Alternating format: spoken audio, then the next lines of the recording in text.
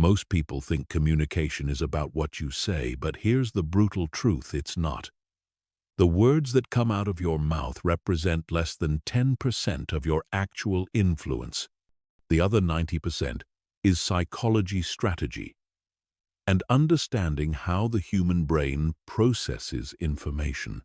This is why some people can walk into any room, command respect, and get exactly what they want, while others struggle to be taken seriously no matter how smart they are or how hard they work. You've probably noticed this phenomenon yourself. You know someone who isn't the smartest person in the room, but somehow everyone listens to them. They get promoted faster, close bigger deals, and seem to effortlessly influence others. Meanwhile, brilliant people with amazing ideas get ignored, overlooked, and underestimated. The difference isn't intelligence or luck, it's communication mastery. Here's what most people don't understand about powerful communication. It's not a talent you're born with, it's a skill you can learn. Every element of influential speaking, from the way you enter a conversation to how you structure your thoughts, to the psychological triggers you activate, can be systematically developed.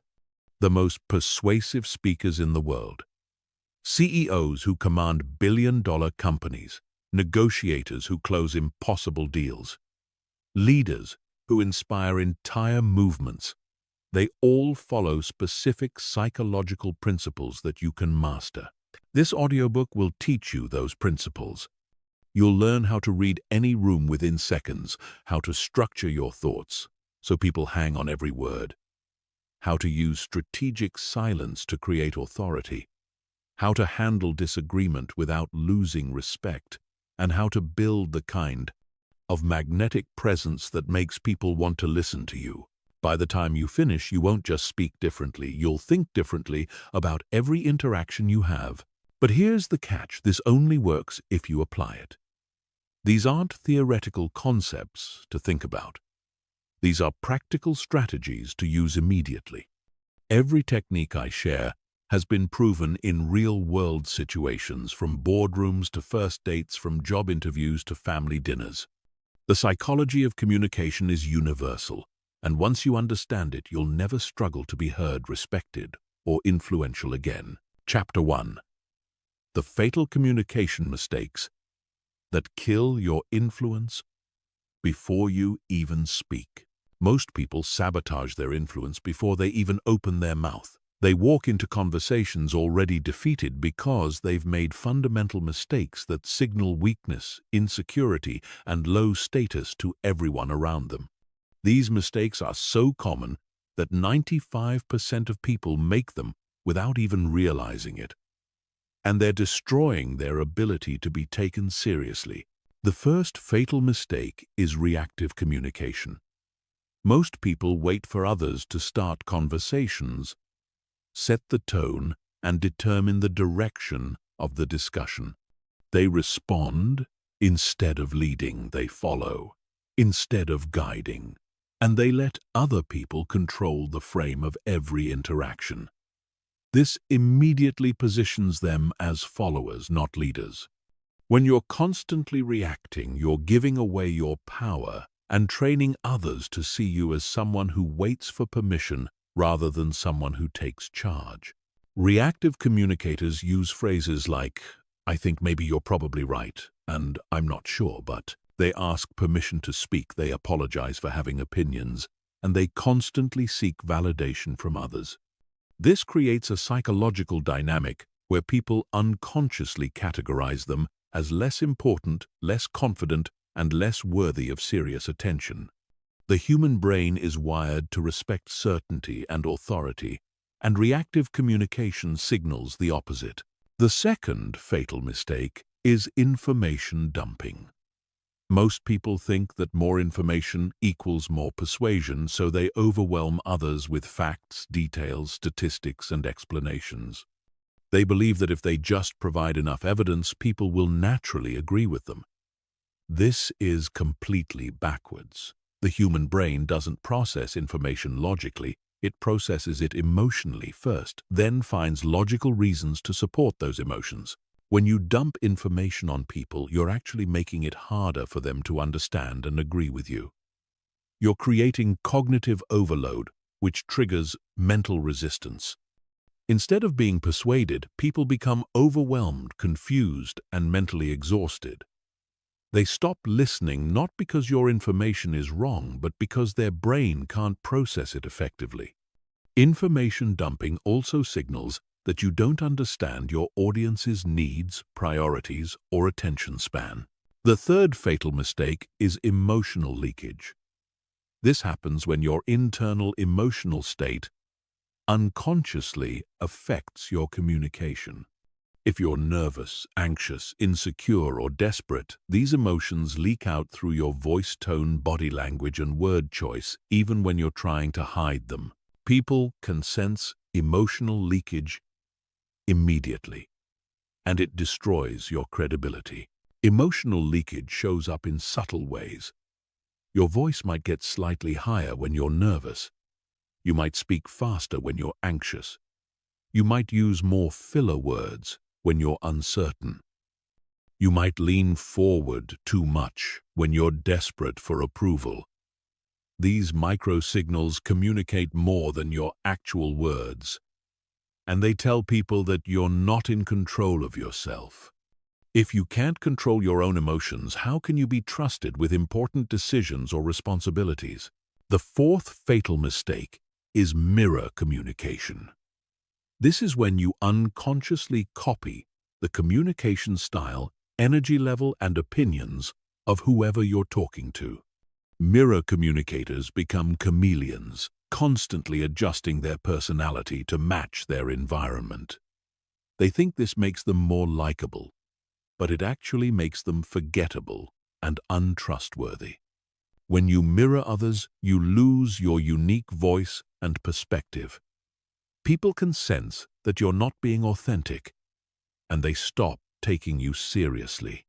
Mirror communication also prevents you from adding real value to conversations because you're just echoing what others have already said. Instead of being seen as agreeable, you're seen as weak, indecisive, and lacking in personal conviction. The fifth fatal mistake is defensive communication. This happens when you interpret neutral questions or comments as personal attacks and respond defensively.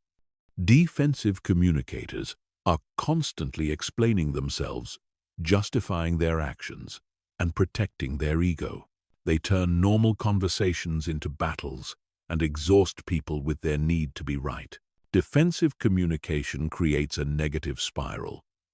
When you get defensive, others become more aggressive, which makes you even more defensive.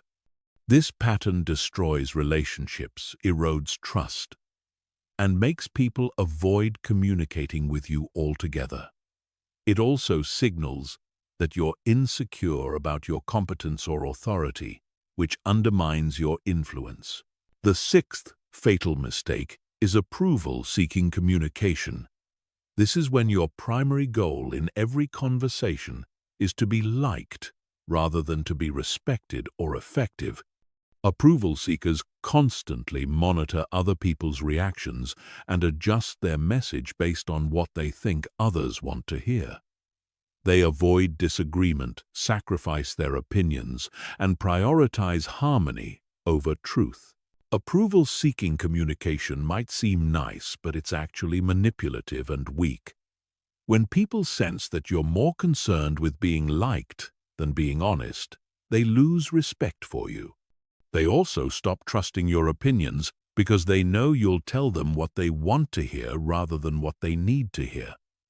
This makes you irrelevant in important conversations and decisions. The seventh fatal mistake is unconscious communication.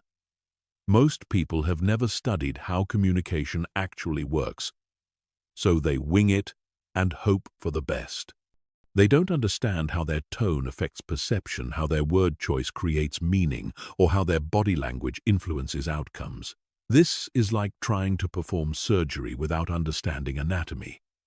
You might get lucky, but you'll probably cause damage. Unconscious communicators repeat the same mistakes over and over because they don't know what they're doing wrong. They blame others for misunderstanding them, instead of taking responsibility for unclear communication. They get frustrated when people don't respond the way they want, but they never examine their own role in creating those outcomes. These 7 fatal mistakes are epidemic in modern society, and they're the reason why most people struggle with influence, authority, and respect. The good news is that once you become aware of these patterns, you can start changing them immediately. Every conversation becomes an opportunity to practice conscious, strategic communication that builds your influence instead of destroying it. Chapter 2. The Neuroscience of First Impressions: Why People Decide About You in 3 Seconds. Your brain makes snap judgments about other people in less than 3 seconds. And those judgments are incredibly difficult to change. This isn't a flaw in human psychology, it's a survival mechanism that evolved over millions of years to help us quickly identify threats, allies, and opportunities. Understanding how these first impressions work gives you enormous power because you can consciously influence them instead of leaving them to chance. The human brain processes first impressions through multiple channels simultaneously. Your appearance, posture, facial expressions, voice, tone, energy level, and initial words all get processed instantly and unconsciously. Within 3 seconds, people have already decided whether you're competent, confident, trustworthy, high status, or low status, and these decisions shape every subsequent interaction you have with them. This happens because of something called thin slice judgments. The brain takes a tiny slice of information and uses it to make broad predictions about your character, abilities, and intentions. These predictions are remarkably accurate for basic personality traits. But they're also heavily influenced by unconscious biases and social conditioning. This means you can trigger positive first impressions by understanding what signals the brain is looking for. The first element of powerful first impressions is physical presence. Before you say a single word, people are evaluating your posture, movement, and spatial awareness. Confident people take up appropriate space, move with purpose, and maintain steady, controlled movements. They don't fidget, rush, or make themselves smaller. Their physical presence communicates that they belong in the space and have every right to be there. Physical presence starts with your posture. Stand or sit with your spine straight, shoulders back, and head level. This isn't about being rigid, it's about being aligned and grounded. When your posture is strong and stable, it triggers unconscious associations with competence, leadership, and emotional control. When your posture is weak, collapsed, or fidgety, it signals insecurity, nervousness, and low confidence. Your movement patterns also communicate volumes about your internal state. Confident people move deliberately and smoothly. They don't rush unless there's a real urgency, and they don't move slowly unless they're being intentional about creating a specific effect. Their movements have purpose, direction, and control, which signals that they have control over themselves and their environment. The second element is facial expression and eye contact. Your face is the most expressive part of your body, and people read it constantly for emotional information. Confident communicators maintain relaxed, alert facial expressions that show they're engaged but not overly eager. They make appropriate eye contact that shows interest and attention without being aggressive or invasive. Eye contact patterns are particularly important for establishing authority and connection. Strong eye contact signals confidence, honesty, and engagement, but too much becomes aggressive and uncomfortable. The optimal pattern is to maintain eye contact for 3 to 5 second intervals while speaking and 4 to 6 second intervals while listening. This creates a sense of connection without triggering discomfort or dominance battles. Your facial expressions should match your internal emotional state and your intended message. If you're nervous but trying to appear confident, the mismatch will be obvious and undermine your credibility. This is why emotional regulation is so crucial for powerful communication. You need to genuinely feel calm and confident, not just try to fake it. The third element is vocal quality and tone. Your voice carries enormous amounts of information about your emotional state, confidence level, and social status. Within seconds of hearing you speak, people make judgments about your competence, authority, and trustworthiness based purely on how you sound. Confident voices have certain characteristics. They're well supported by breath, which creates a full, rich tone. They have controlled pace, which shows thoughtfulness and intentionality.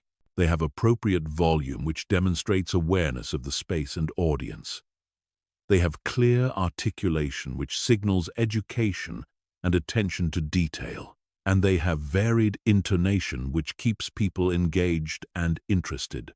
Many people unconsciously sabotage their vocal authority by speaking too quietly, which signals insecurity, speaking too quickly, which signals nervousness, or using uptalk, which makes statements sound like questions. These vocal patterns immediately lower your perceived status and competence, regardless of what you're actually saying. The fourth element is your opening words and energy. The first thing you say sets the tone for the entire conversation, and people remember it disproportionately due to the primacy effect. Confident communicators open with clear, purposeful statements that establish their authority and set the direction for the discussion. Weak openings include apologizing for speaking, interrupting, or taking up time. They include uncertain phrases like, "I'm not sure if this is right," but, or, "I hope you don't mind me saying."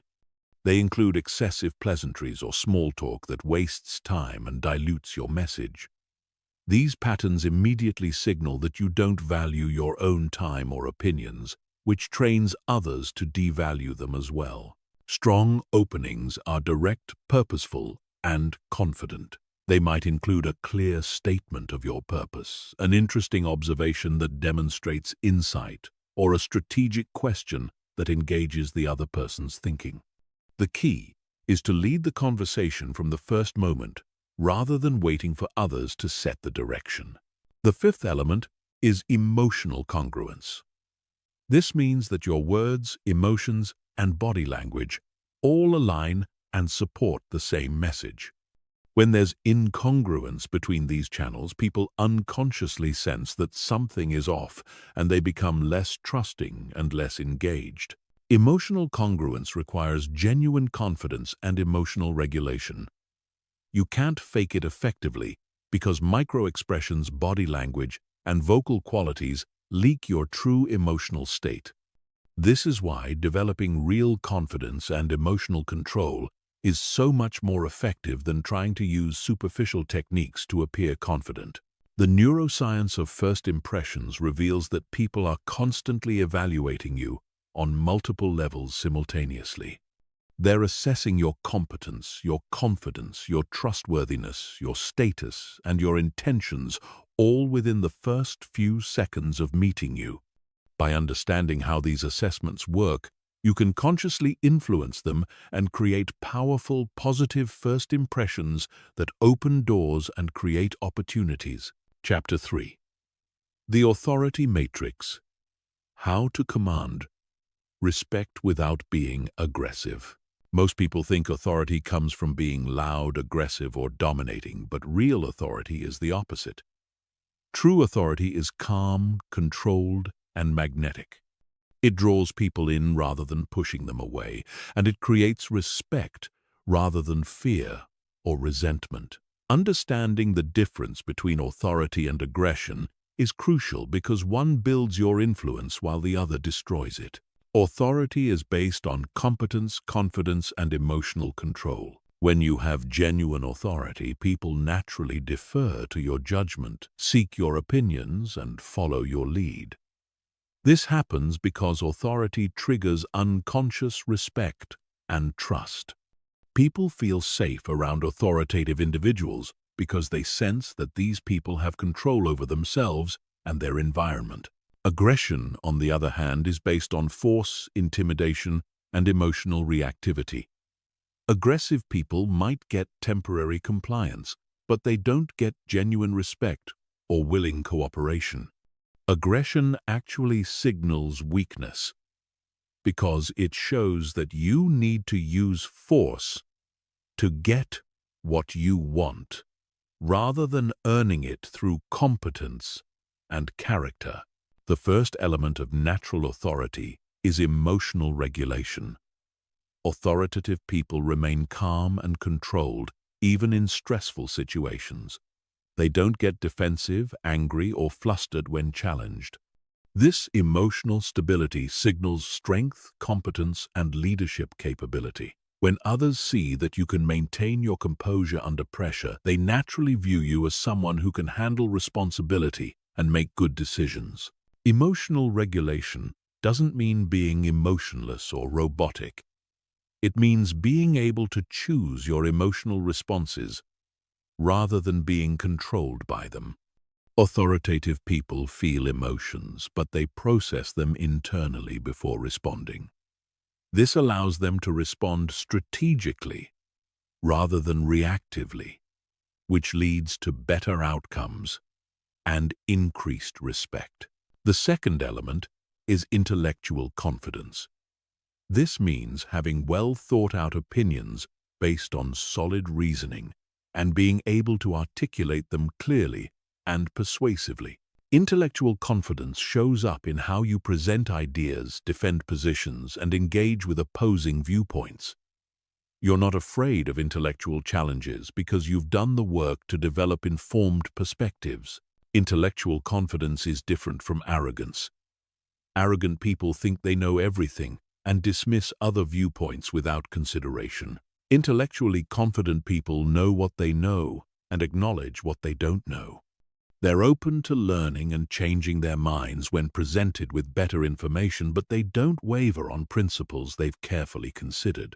The third element is purposeful communication. Authoritative people communicate with clear intention behind every word. They don't speak just to fill silence or to be polite. When they contribute to conversations, they add genuine value through insights, questions, or information that moves the discussion forward. This purposefulness makes others pay attention because they know that when you speak, it's worth listening to. Purposeful communication also means being selective about when you speak. Authoritative people don't feel compelled to comment on everything or to prove their intelligence in every conversation. They speak when they have something meaningful to contribute and remain silent when they don't. This selectivity makes their words carry more weight when they do choose to speak. The fourth element is boundary setting. Authority requires clear boundaries about what you will and won't accept in terms of behavior, treatment, and communication. These boundaries aren't aggressive or punitive. They're simply clear statements about your standards and expectations. When people know where your boundaries are, they're more likely to respect them and you. Setting boundaries effectively requires calm consistency. You don't need to get angry or aggressive to enforce boundaries. You just need to be clear about consequences and follow through consistently. When someone crosses a boundary, you address it directly and matter-of-factly, without drama or emotional escalation. This shows that you take yourself seriously and expect others to do the same. The fifth element is competence demonstration. Real authority is ultimately based on proven ability to get results. People respect you when they see evidence that you know what you're doing and can deliver on your promises. This competence can be demonstrated through past achievements, current performance, or clear expertise in relevant areas. Competence demonstration isn't about bragging or showing off. It's about quietly and consistently proving your value through your actions and results. When people see that you consistently deliver high-quality work, meet deadlines, solve problems, and add value, they naturally begin to defer to your judgment and seek your input. The sixth element is strategic vulnerability. This might seem counterintuitive, but showing appropriate vulnerability actually strengthens authority rather than weakening it. Strategic vulnerability means being honest about limitations, acknowledging mistakes, and asking for help when needed. This shows confidence and emotional maturity rather than weakness. The key is that the vulnerability must be strategic and appropriate. Sharing every insecurity, doubt, or personal problem undermines authority, but acknowledging specific limitations or mistakes while taking responsibility for them actually increases trust and respect. It shows that you're honest, self-aware, and focused on results rather than protecting your ego. The seventh element is social calibration. Authoritative people understand social dynamics and adjust their communication style to fit the situation without compromising their core principles. They know when to be more formal or casual, when to be direct or diplomatic, when to lead or support. This social intelligence allows them to maintain authority across different contexts and relationships. Social calibration requires observing and understanding the unspoken rules of different social environments. What works in a boardroom might not work at a family dinner. What's appropriate with peers might not be appropriate with subordinates or superiors. Authoritative people navigate these differences skillfully, while maintaining their authentic personality and values. Authority is not about dominating others or getting your way through force. It's about earning respect through competence, character, and emotional maturity. When you develop genuine authority, people naturally want to follow your lead, seek your advice, and respect your decisions.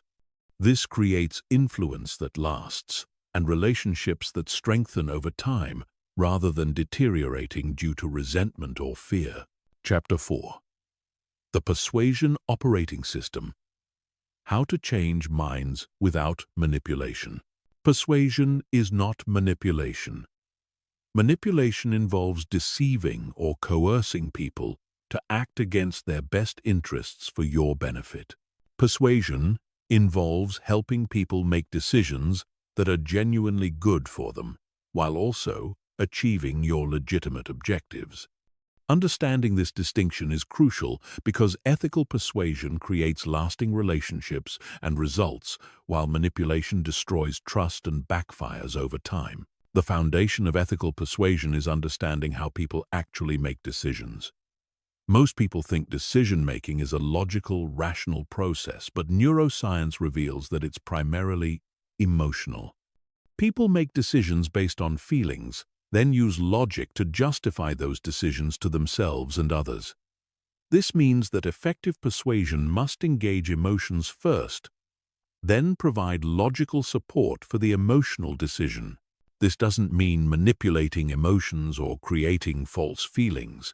It means understanding what people genuinely care about and helping them see how your proposal connects to their real values, priorities, and desires. When persuasion aligns with someone's authentic interests and emotions, it feels natural and beneficial rather than pushy or manipulative. The first principle of the persuasion operating system is identifying the other person's core motivations. Everyone has primary drivers that guide their decisions. These might include security, achievement, recognition, autonomy, connection, growth, or contribution. Before attempting to persuade someone, you need to understand what really motivates them, not what you think should motivate them. You can identify motivations through careful observation and strategic questions. What topics make them light up with enthusiasm? What concerns keep them awake at night? What achievements are they most proud of? What fears do they try to avoid? What values do they consistently defend? Understanding these deeper motivations allows you to frame your proposals in ways that genuinely resonate with their priorities. The second principle is establishing genuine rapport and trust. People are only persuaded by people they like, trust, and respect. This rapport can't be faked through superficial techniques like mirroring body language or using someone's name repeatedly. Real rapport comes from authentic interest in the other person, demonstrated competence, and consistent reliability. Building rapport requires shifting your focus from what you want to get to what you can give. When you genuinely care about helping someone solve their problems or achieve their goals, they sense this authenticity and become more open to your influence. This doesn't mean being selfless. It means finding genuine alignment between your interests and theirs. The third principle is strategic storytelling. Facts tell, but stories sell. Because stories engage emotions, create vivid mental pictures, and make abstract concepts concrete and memorable. Instead of presenting dry information or logical arguments, you embed your key points in compelling narratives that help people visualize and feel the benefits of your proposal. Effective persuasion stories have specific elements. They feature relatable characters facing similar challenges to your audience. They include specific sensory details that make the story vivid and memorable. They show clear cause and effect relationships between actions and outcomes. They end with results that your audience wants to achieve. And they position your proposal as the key factor that enabled the positive outcome.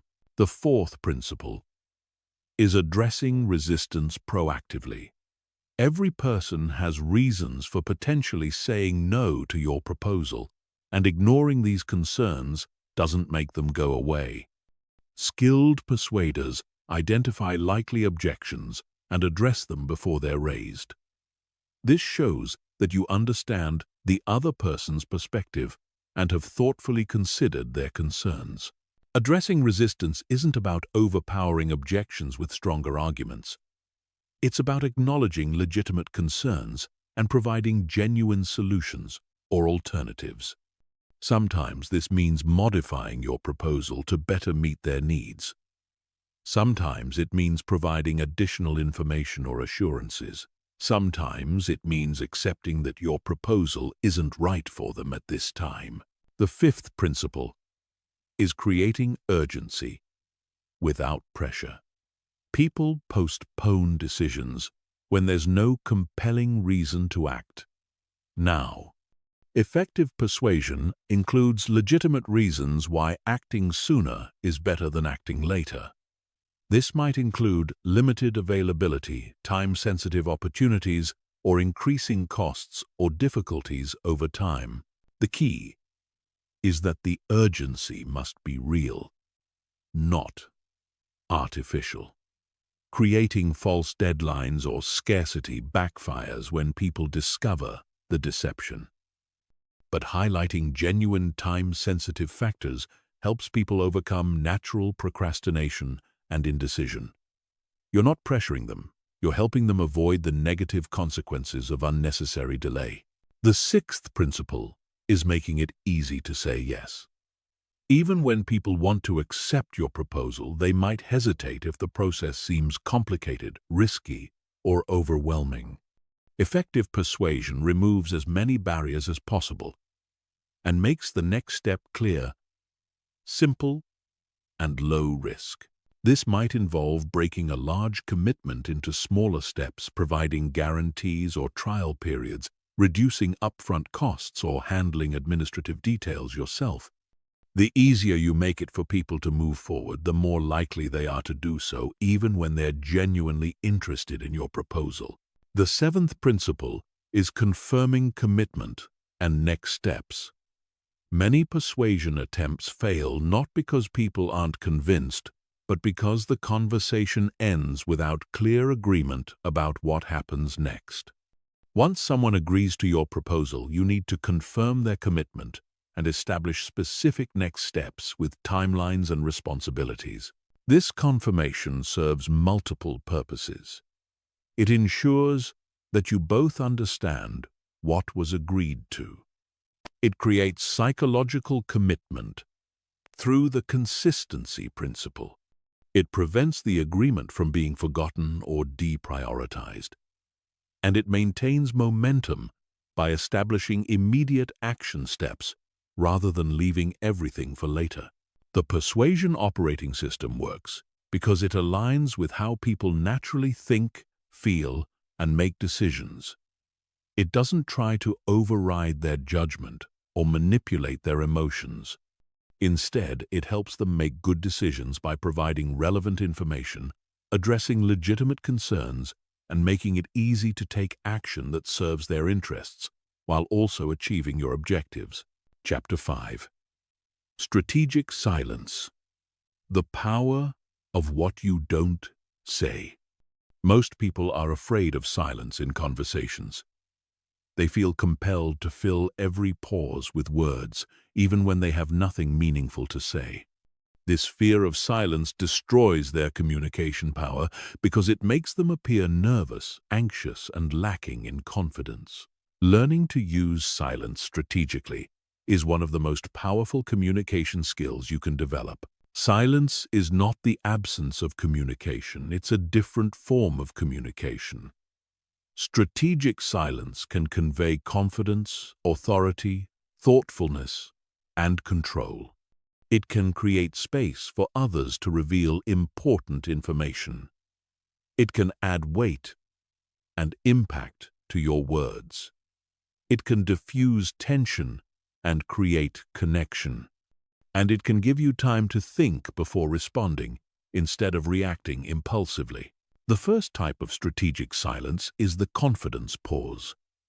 This is a brief silence before you speak that shows you're choosing your words carefully rather than blurting out the first thing that comes to mind. Confident people are comfortable with this pause because they're not desperate to prove themselves or fill every moment with chatter. The confidence pause works because it signals thoughtfulness and intentionality. When you pause before speaking, people unconsciously assume that what you're about to say is worth waiting for.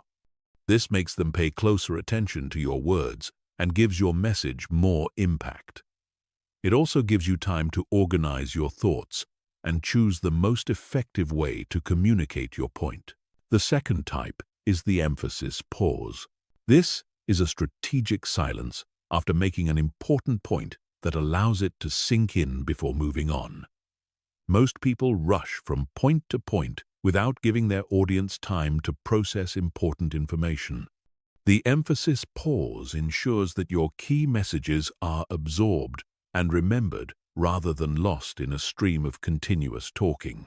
Emphasis pauses are particularly powerful after making bold statements, asking important questions, or delivering surprising information.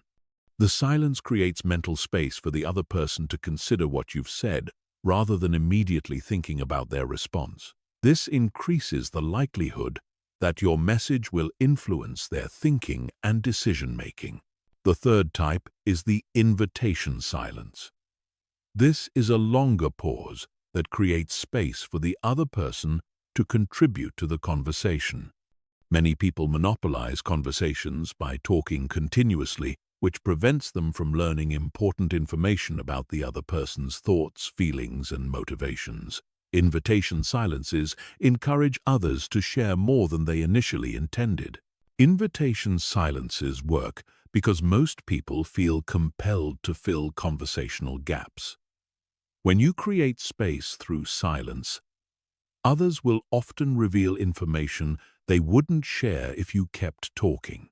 This information can be invaluable for understanding their perspectives, building rapport, and identifying opportunities for connection or persuasion.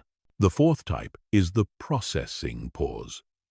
This is a silence that gives you time to think before responding to difficult questions or challenging statements. Instead of feeling pressured to respond immediately, you can take a moment to consider your options and choose the most strategic response. This prevents you from saying something you'll regret and helps you maintain control of the conversation. Processing pauses are especially important when dealing with confrontation, criticism, or high-pressure situations. The natural tendency is to defend yourself immediately, but this often leads to reactive responses that escalate conflict or undermine your position. A strategic pause allows you to respond thoughtfully rather than emotionally, which leads to better outcomes. The fifth type is the tension pause.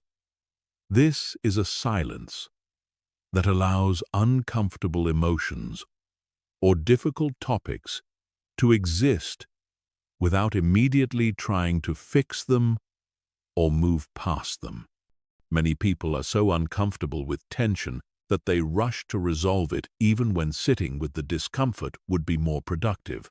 Tension pauses can be powerful in negotiations, difficult conversations, or when addressing performance issues.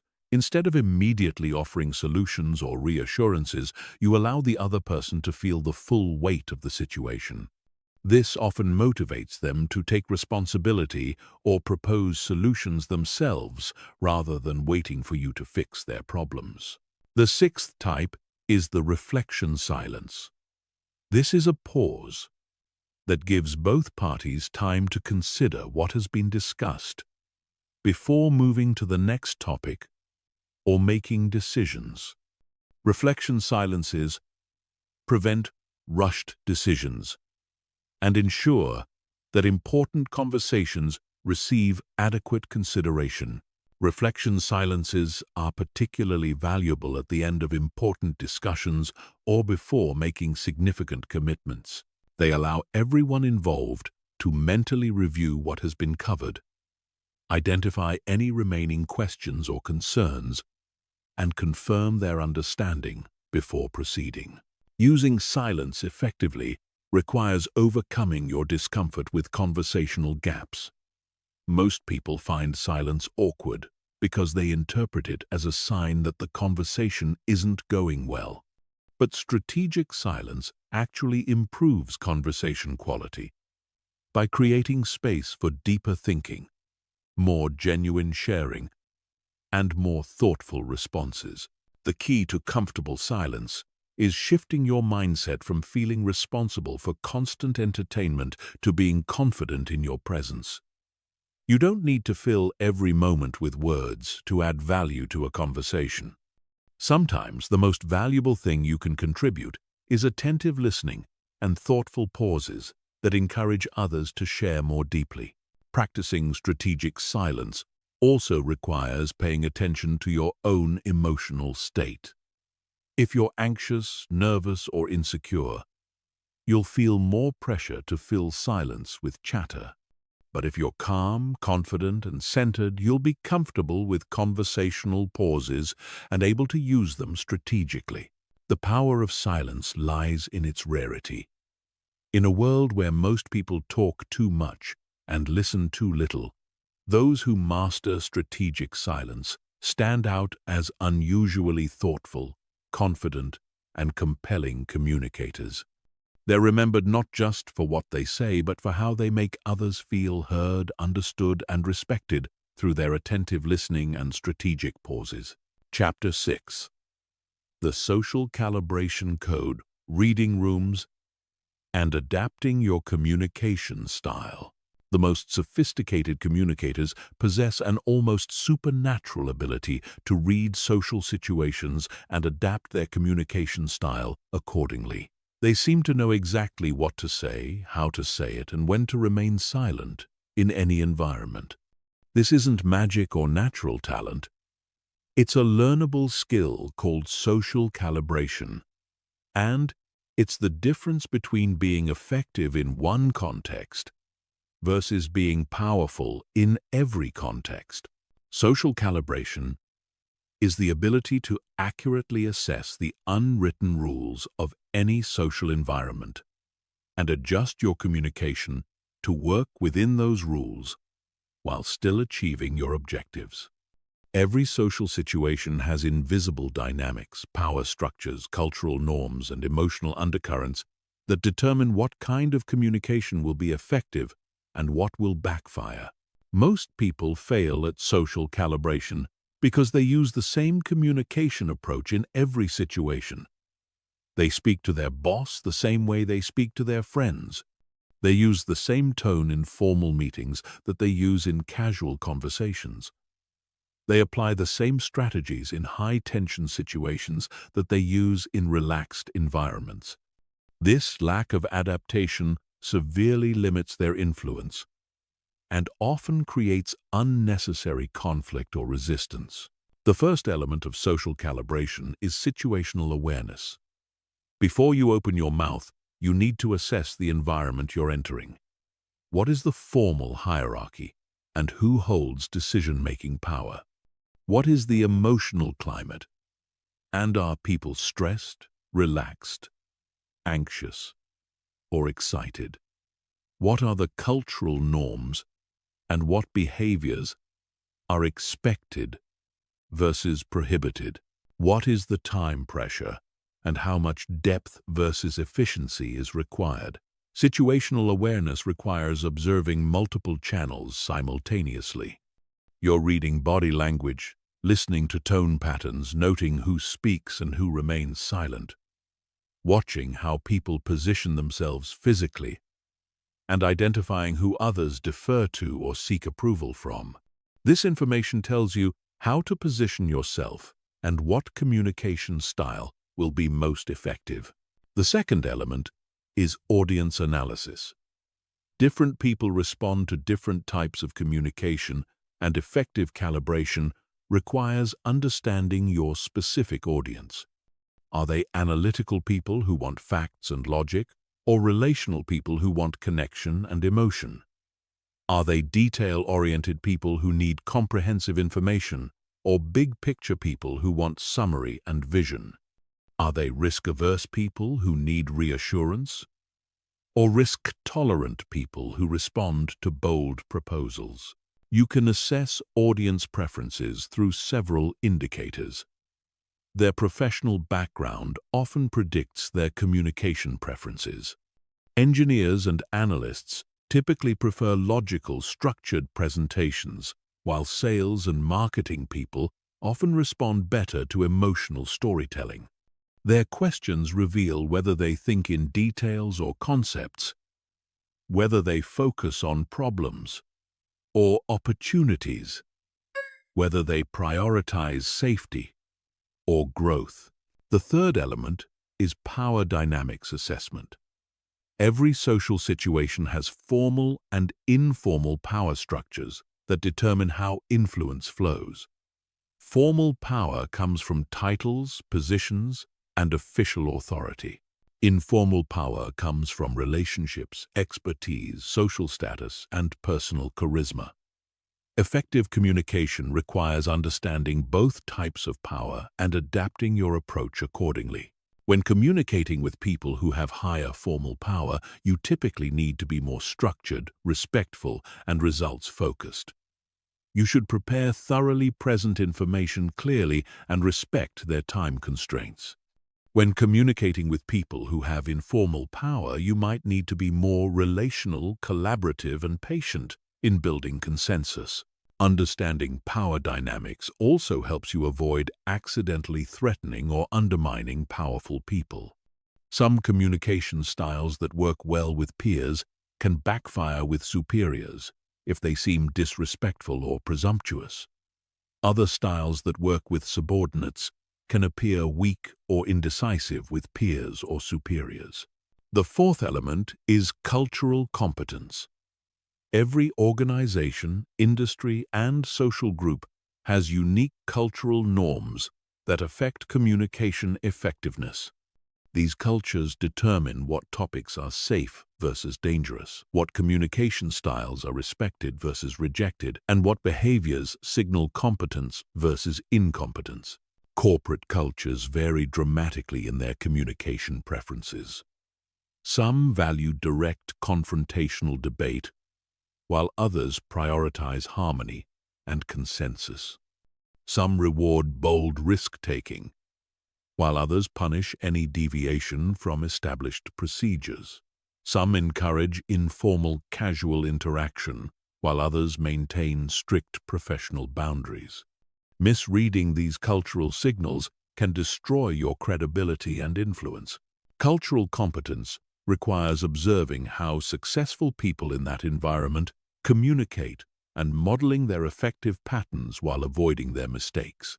You're looking for the unwritten rules that determine who gets promoted, who gets listened to, and who gets marginalized based on their communication style.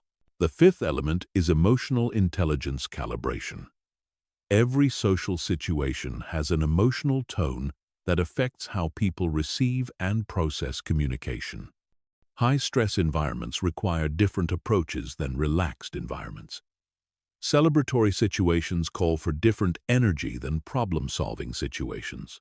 Crisis moments demand different strategies than routine interactions.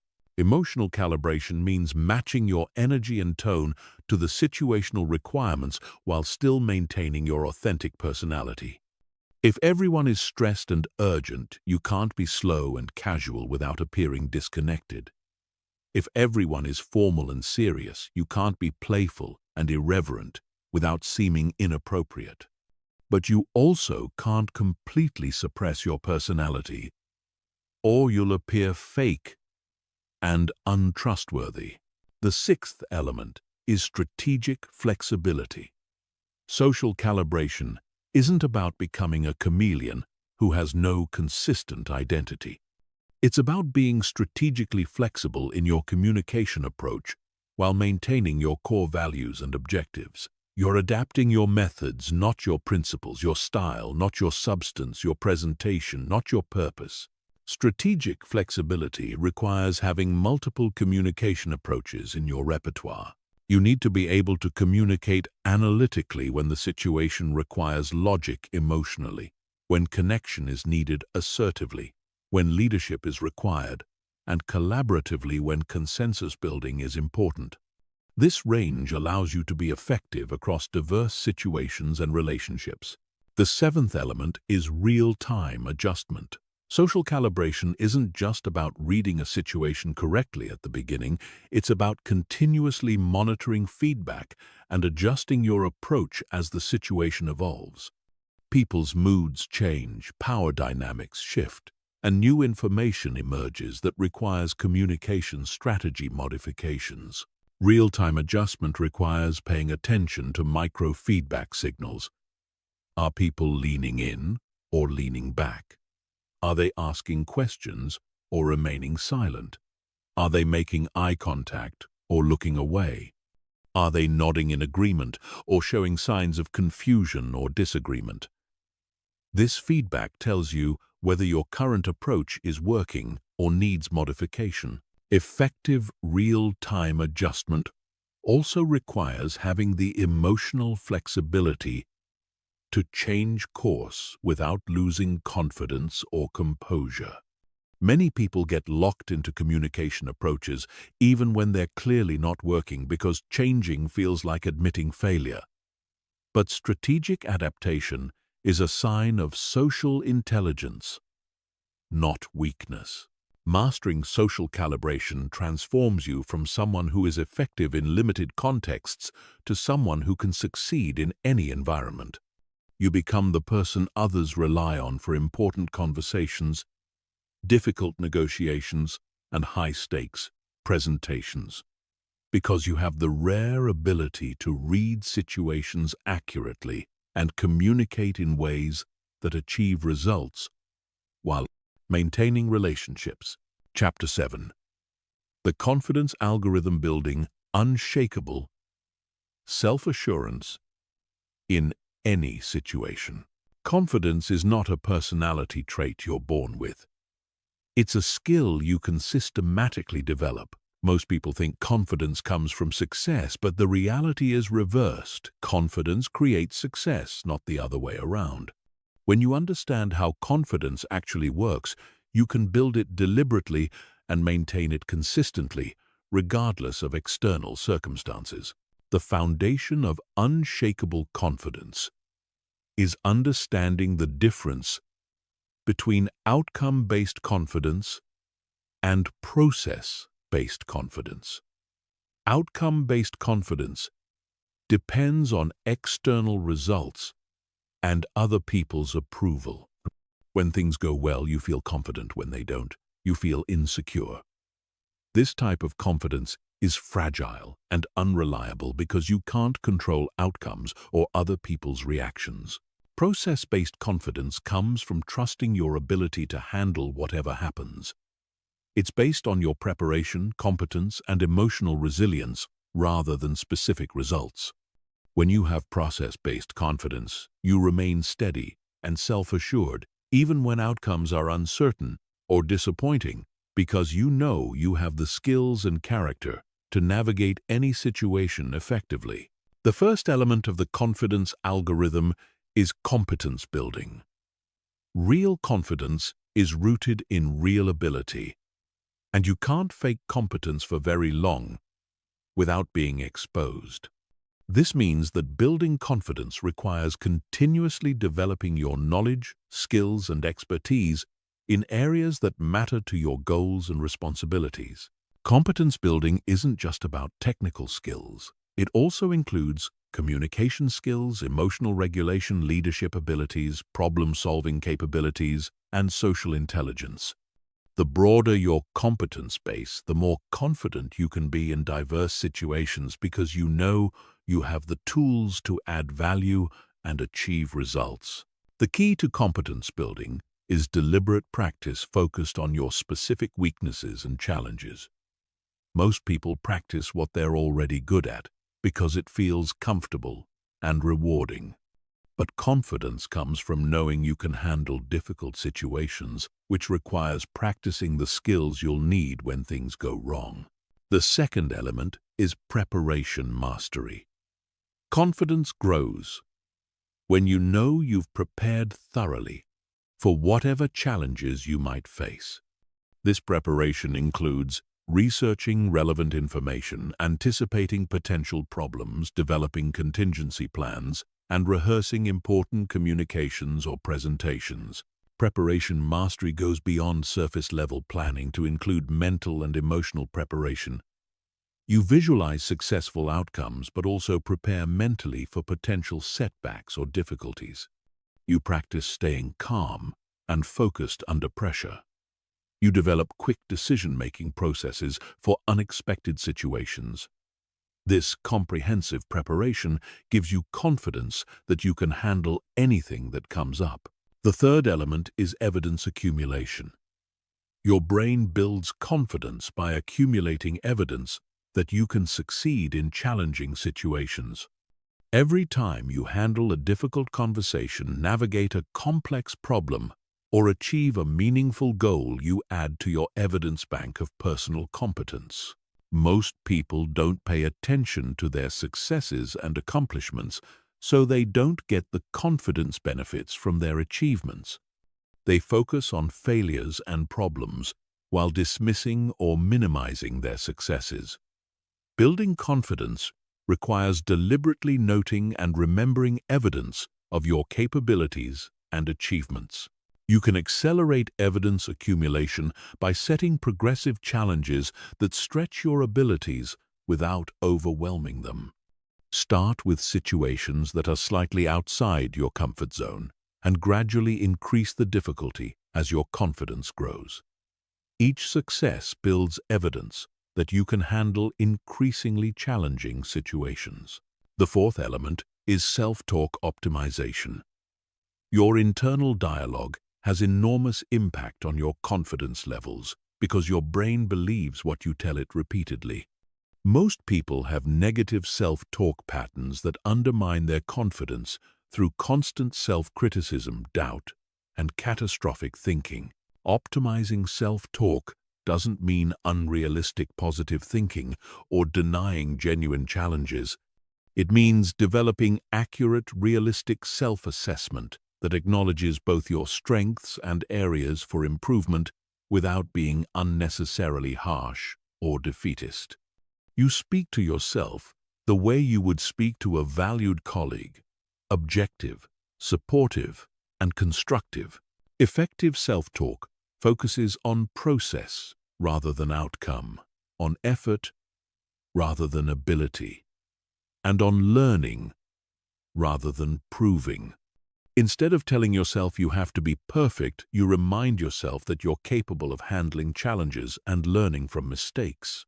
Instead of fearing failure, you frame difficulties as opportunities to demonstrate resilience and problem-solving skills. The fifth element is posture and physiology management. Your physical state directly affects your emotional and mental state through the mind-body connection. When you maintain confident posture, move with purpose, and control your breathing, you actually feel more confident, not just appear more confident.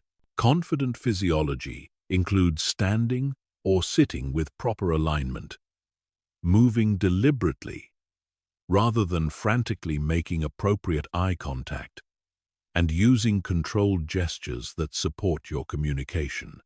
These physical practices don't just project confidence to others, they generate genuine feelings of confidence within yourself. Breathing patterns are particularly important for confidence management. Shallow, rapid breathing triggers anxiety and nervousness, while deep, controlled breathing promotes calm confidence. Learning to regulate your breathing gives you a powerful tool for managing your emotional state in any situation. The sixth element is comfort zone expansion. Confidence grows through experience with challenging situations, and you can't build that experience by staying in your comfort zone. This requires deliberately seeking out situations that stretch your abilities and force you to develop new skills and capabilities. Comfort zone expansion should be systematic and progressive, rather than reckless and overwhelming. You want to challenge yourself enough to grow, but not so much that you become overwhelmed and lose confidence. The goal is to gradually expand your comfort zone so that situations that once seemed impossible become routine. Each time you successfully navigate a situation outside your previous comfort zone, you expand your confidence for similar situations in the future. Over time, this process builds deep, unshakable confidence because you have extensive evidence that you can adapt and succeed in diverse, challenging circumstances. The seventh element is identity alignment. The most powerful confidence comes from alignment between your actions and your authentic identity. When you're trying to be someone you're not or acting in ways that contradict your values, you feel insecure and uncertain regardless of your external success. Identity-aligned confidence means knowing who you are, what you stand for, and what you're capable of achieving. It means being comfortable with your strengths and limitations without feeling the need to pretend or compensate. It means acting in ways that reflect your genuine personality and values, rather than trying to meet other people's expectations. This type of confidence is unshakable because it doesn't depend on external validation or approval. You know who you are, and you're comfortable with that identity regardless of what others think. This inner security gives you the freedom to communicate authentically and take appropriate risks without being paralyzed by fear of rejection or failure. The confidence algorithm works because it builds genuine self-assurance based on real competence, preparation, evidence, and self-knowledge, rather than superficial techniques or positive thinking. When you systematically develop these elements, you create confidence that withstands pressure, performs under stress, and grows stronger through challenges rather than being diminished by them. Chapter 8. Advanced Influence Techniques. The psychology of getting what you want without force. Influence is not about overpowering people or manipulating them into compliance. It's about understanding human psychology and creating conditions where people naturally want to cooperate with you. The most powerful influence techniques work by aligning with how people already think, feel, and make decisions, rather than fighting against their natural tendencies. The foundation of ethical influence is understanding that people don't resist ideas, they create themselves. When you can guide people to discover conclusions, solutions, or decisions on their own, they feel ownership and commitment rather than resentment or resistance. This requires shifting from telling people what to think to helping them think more effectively about their own situations and goals. The first advanced influence technique is assumption reframing. Most people make unconscious assumptions about what's possible, normal, or appropriate in any given situation. These assumptions create invisible boundaries that limit their thinking and decision-making. By skillfully challenging or reframing these assumptions, you can expand their perception of available options. Assumption reframing works by introducing new perspectives that highlight the arbitrary nature of current limitations. You might ask questions like, what if we didn't have to follow the usual process? Or what would be possible if budget wasn't a constraint? Or how would this look if we were starting from scratch? These questions help people break free from limiting assumptions and consider new possibilities. The key to effective assumption reframing is making it feel natural and collaborative rather than pushy or argumentative. You're not attacking their current thinking, you're helping them expand it. You present alternative perspectives as interesting possibilities to explore, rather than as corrections to their faulty reasoning. The second technique is social proof orchestration. People look to others for guidance about what to think, feel, and do, especially in uncertain situations. By strategically highlighting relevant examples of others who have made similar decisions, you can influence people's perception of what's normal, reasonable, or beneficial. Social proof orchestration requires careful selection of relevant examples that match the person's situation, values, and concerns. The examples should come from people they respect or identify with and demonstrate outcomes they want to achieve. Generic testimonials or irrelevant examples can actually backfire by highlighting differences rather than similarities. You can also create social proof through strategic networking and relationship building. When influential people in someone's network support your position or proposal, it carries much more weight than your direct advocacy. This requires building genuine relationships with key influencers and helping them understand how your proposals benefit their interests as well. The third technique is cognitive reframing. This involves helping people interpret situations, events, or information in ways that support better decision-making. The same facts can be perceived very differently depending on how they're framed and presented. Skilled influence practitioners help people see situations in ways that reveal opportunities rather than just obstacles. Cognitive reframing works by shifting focus from problems to solutions, from costs to benefits, from risks to potential rewards, from what's missing to what's possible. You're not changing the facts, you're helping people interpret those facts in more productive and optimistic ways that enable action rather than paralysis. Effective cognitive reframing requires understanding the other person's current mental framework and gently guiding them toward more empowering interpretations. This means listening carefully to how they describe situations and strategically introducing alternative perspectives that open up new possibilities. The fourth technique is reciprocity activation. People feel psychologically obligated to return favors and reciprocate kindness. This principle can be used ethically by providing genuine value before asking for anything in return. When you help people solve problems, achieve goals, or gain insights, they naturally want to cooperate with your requests. Reciprocity activation works best when the value you provide is unexpected, personalized, and clearly beneficial to the recipient. It should feel like a genuine gift rather than an obvious manipulation tactic. The goal is to create positive feelings and goodwill that naturally lead to cooperation rather than obligation that feels manipulative.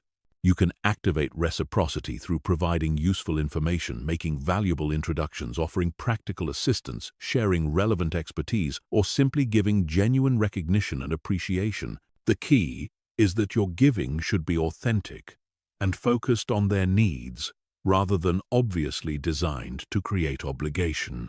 The fifth technique is consistency leveraging. People have a strong psychological need to remain consistent with their previous statements, decisions, and public commitments. Once someone takes a position or makes a commitment, they feel internal pressure to act in ways that support that position, even when circumstances change. Consistency leveraging involves helping people connect your proposals to commitments, values, or positions they've already established. If someone has publicly committed to improving customer service, you can frame your proposal as a way to fulfill that commitment. If they've stated certain values, you can show how your request aligns with those values. The key to ethical consistency leveraging is ensuring that the connections you highlight are genuine and beneficial, rather than superficial or manipulative. You're helping people see how your proposal supports their authentic commitments and values, not tricking them into compliance through artificial consistency pressure. The sixth technique is scarcity and urgency creation. People value things more when they perceive them as rare, limited, or time-sensitive. This principle can be used ethically when the scarcity or urgency is genuine and relevant to the person's goals. Creating false scarcity is manipulative and backfires when discovered. Genuine scarcity might include limited availability of opportunities, resources, or timing windows. Real urgency might involve deadlines, consequences, or changing market conditions.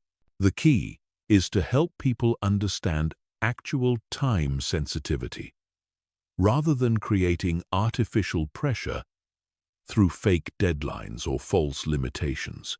When highlighting scarcity or urgency, you should also provide clear information about why the limitation exists and what the consequences of delay might be.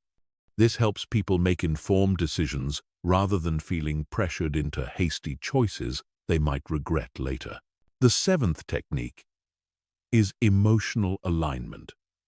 People make decisions based on emotions, then justify them with logic. Effective influence requires connecting with people's genuine emotions and helping them see how your proposal satisfies their emotional needs and desires, not just their logical requirements. Emotional alignment means understanding what people really care about at a deeper level than their stated rational preferences. What are their fears, hopes, ambitions, and values? How do they want to feel about themselves and their decisions? What emotional outcomes are they trying to achieve or avoid? Once you understand someone's emotional drivers, you can frame your communication in ways that connect with those feelings while still providing solid logical support. You're not manipulating emotions, you're helping people see how your proposal aligns with what they genuinely care about most deeply. These advanced influence techniques work because they align with natural human psychology rather than fighting against it. They help people make better decisions that serve their interests while also achieving your legitimate objectives. When used ethically, they create win-win outcomes that strengthen relationships and build long-term cooperation and trust. Chapter 9. Crisis Communication: How to Stay Powerful When Everything Goes Wrong. Crisis situations reveal who has real communication power and who just appears confident when things are easy. When pressure mounts, emotions run high, and stakes become critical, most people's communication skills collapse. They become reactive, defensive, scattered, or paralyzed. But masters of crisis communication actually become more powerful and influential during difficult times because they know how to maintain composure, clarity, and leadership when others lose control. Crisis communication is not about having all the answers or preventing all problems. It's about maintaining your effectiveness and influence when facing unexpected challenges, uncertainty, and high-stakes pressure. The people who master this skill become the ones others turn to when things go wrong, which creates enormous opportunities for leadership and advancement. The first principle of crisis communication is emotional regulation under pressure. When crisis hits, your first responsibility is managing your own emotional state, because your emotions will either stabilize or destabilize everyone around you. People look to leaders for emotional cues about how serious the situation is and how they should respond. Emotional regulation doesn't mean suppressing emotions or pretending everything is fine. It means processing emotions internally before they leak out in destructive ways. You feel the stress, anxiety, or urgency, but you don't let those feelings control your communication or decision-making. This emotional control gives others confidence that you can handle the situation effectively. Techniques for crisis. Emotional regulation include controlled breathing to maintain physiological calm, strategic pausing before responding to avoid reactive statements, grounding yourself in facts rather than fears, and focusing on solutions rather than dwelling on problems. These practices help you maintain the clear thinking necessary for effective crisis leadership. The second principle is information management and transparency. During crises, people are hungry for information, and they'll create their own explanations if you don't provide clear, accurate updates. This rumor generation often makes situations worse than they actually are, so proactive communication is essential for maintaining control and confidence. Effective crisis information management means providing regular updates even when you don't have complete information. You communicate what you know, what you don't know, what you're doing to find out more, and when you expect to have additional information. This transparency builds trust and prevents the information vacuum that leads to speculation and panic. You should also acknowledge the seriousness of situations without being alarmist or defeatist. People need to understand that you're taking things seriously and responding appropriately. But they also need confidence that the situation is manageable. This balance requires careful word choice and tone management. The third principle is solution-focused communication. Crisis situations naturally generate problem-focused thinking, where people become absorbed in analyzing what went wrong, who's to blame, and how bad things might get. While some problem analysis is necessary, effective crisis communication quickly shifts focus to solution development and action planning. Solution-focused communication means acknowledging problems without dwelling on them, redirecting energy toward constructive action, and maintaining optimism about finding workable solutions. You ask questions like, what can we do now to improve this situation? What resources do we have available? And what would success look like given our current constraints? This approach doesn't mean ignoring real problems or being unrealistically positive. It means channeling mental and emotional energy toward productive problem-solving rather than getting stuck in circular problem analysis or blame assignment that doesn't improve outcomes. The fourth principle is stakeholder-specific messaging. Different groups of people affected by a crisis have different concerns, information needs, and decision-making authority. Effective crisis communication involves tailoring your message content timing and delivery method to each stakeholder group's specific situation and requirements. Internal team members need detailed information about immediate action steps, role clarifications, and resource availability. Senior leadership needs strategic perspective, impact assessment, and recommendation options. External partners need relevant updates without confidential details. Customers need reassurance about how the situation affects them and what you're doing to protect their interests. Creating stakeholder-specific messaging requires understanding each group's priorities, concerns, and decision-making processes.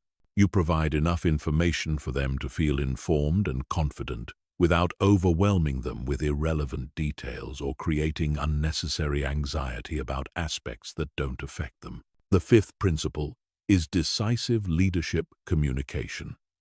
Crises require decisions to be made quickly, with incomplete information under time pressure. Effective crisis communicators can gather input quickly, synthesize information efficiently, and communicate decisions clearly, even when they're not completely certain about all the implications. Decisive leadership communication involves stating decisions, clearly explaining the reasoning behind them, assigning specific responsibilities with deadlines, and establishing follow-up processes for monitoring results, and making adjustments. You don't wait for perfect information or universal consensus, because delay often makes problems worse. The key is balancing speed with thoroughness. You move quickly enough to address urgent needs, but thoughtfully enough to avoid creating bigger problems through hasty decisions. This requires developing good judgment about when more analysis is needed versus when action is more important than additional planning. The sixth principle is reputation, protection, and recovery. How you communicate during crises significantly impacts your long-term reputation and relationships. People remember how you handled pressure more than they remember the specific problems you faced. This makes crisis communication an opportunity to demonstrate character, competence, and leadership, rather than just a challenge to survive. Reputation protection involves taking appropriate responsibility without unnecessary self-blame, maintaining professional standards even under pressure, and following through on commitments made during crisis periods. You don't promise things you can't deliver, but you do everything possible to fulfill the commitments you make. Recovery communication focuses on learning from the crisis, improving systems and processes to prevent similar problems, and demonstrating that you've grown stronger and more capable as a result of handling the challenge. This positions crises as growth opportunities rather than just problems to overcome. The seventh principle is relationship strengthening through adversity. Crisis situations can either damage relationships through poor communication or strengthen them through effective crisis management. When you handle crises well, people develop deeper trust and respect for your leadership capabilities and character. Relationship strengthening happens when you maintain clear communication, keep commitments made under pressure, show genuine concern for others' welfare, and follow through on promises to improve situations. People who see you perform well under pressure become stronger advocates and supporters in the future. You can also use crisis situations to demonstrate values and priorities that might not be visible during normal operations. How you treat people when resources are scarce, what principles you maintain under pressure, and how you balance competing interests during difficult times all reveal character that builds long-term trust and influence. Crisis communication mastery transforms you from someone who struggles during difficult periods to someone who actually gains influence and respect through effective crisis leadership. Instead of avoiding challenging situations, you become the person others seek out when they need strong, steady leadership during uncertain times. Chapter 10. Building communication systems that create lasting influence. Most people approach communication as a series of isolated interactions without any systematic strategy for building cumulative influence over time. They have good conversations and bad conversations, random successes and unexpected failures, but no coherent system for consistently developing their communication power and expanding their influence. Building lasting influence requires systematic approaches that compound over time, rather than relying on individual moments of brilliance.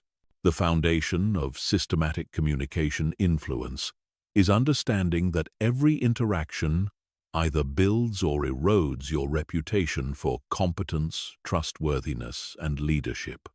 People form impressions about your communication abilities based on patterns they observe over time, not just single conversations. This means you need consistent standards and approaches that reinforce positive perceptions through multiple touchpoints. The first element of communication systems is message consistency across contexts. Your core messages about your capabilities, values, priorities, and expertise should remain consistent, whether you're speaking in formal presentations, casual conversations, written communications, or crisis situations. This consistency helps people develop clear, accurate impressions of who you are and what you stand for. Message consistency doesn't mean being rigid or robotic in your communication. It means having clear, authentic core themes that appear reliably across different formats and situations.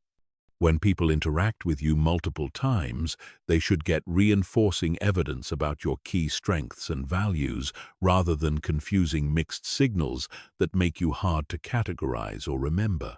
You develop message consistency by identifying your core professional identity and value proposition, then finding natural ways to reinforce these themes in diverse communication situations.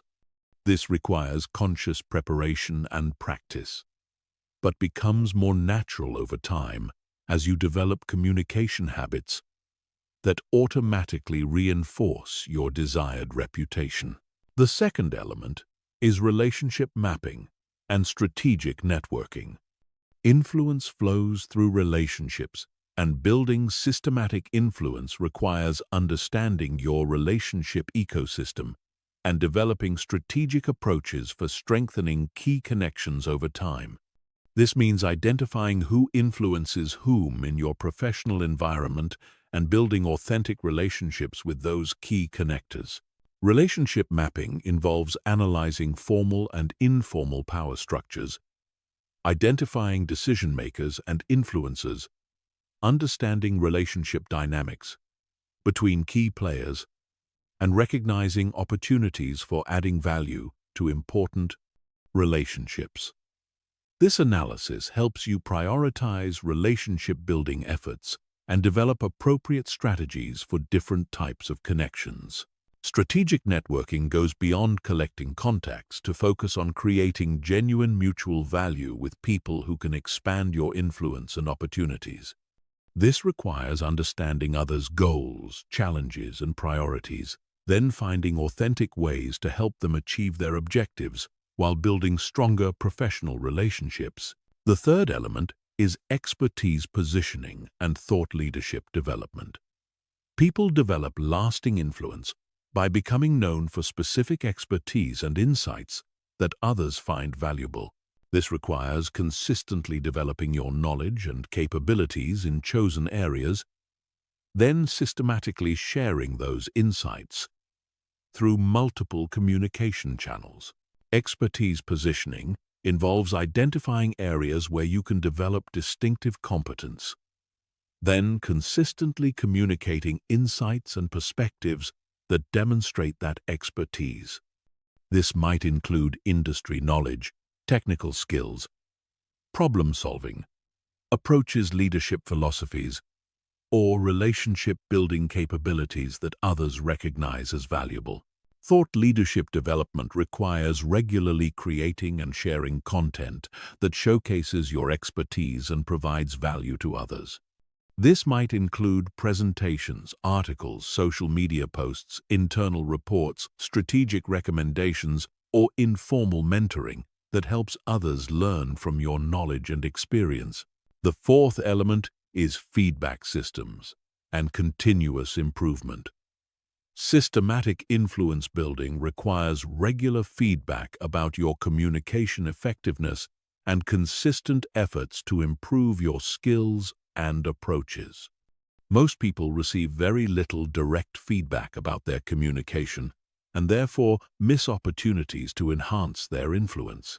Effective feedback systems include seeking input from trusted colleagues and mentors, tracking outcomes from important communications, observing others' responses and reactions to your messages, and regularly assessing your progress toward influence and relationship goals. This feedback helps you identify what's working well and what needs adjustment. Continuous improvement means treating communication as a skill that can always be enhanced rather than a fixed ability. You study effective communicators, analyze successful interactions, practice new techniques, and experiment with different approaches to expand your communication repertoire and effectiveness. The fifth element is platform development and visibility creation. Lasting influence requires that people know about your capabilities and expertise, which means systematically creating visibility for your ideas, contributions, and achievements. This involves identifying appropriate platforms and opportunities to showcase your communication skills and thought leadership. Platform development might include volunteering for high-visibility projects, seeking speaking opportunities, writing for company publications, participating in industry events, joining professional organizations, or taking leadership roles in important initiatives. These platforms give you opportunities to demonstrate your communication capabilities to broader audiences. Visibility creation also requires documenting and sharing your achievements and insights, rather than assuming that good work will automatically be recognized. This means strategically communicating about your successes, helping others understand your contributions, and creating tangible evidence of your expertise and impact.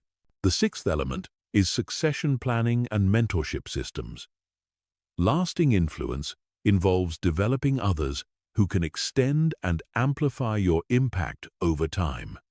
By mentoring and developing other effective communicators, you create a network of people who understand and support your approaches and can advocate for your ideas even when you're not present. Mentorship systems involve identifying high-potential individuals who can benefit from your guidance, then systematically helping them develop their communication skills and advance their careers. This creates loyalty and advocacy, while also establishing your reputation as someone who develops talent and builds strong teams.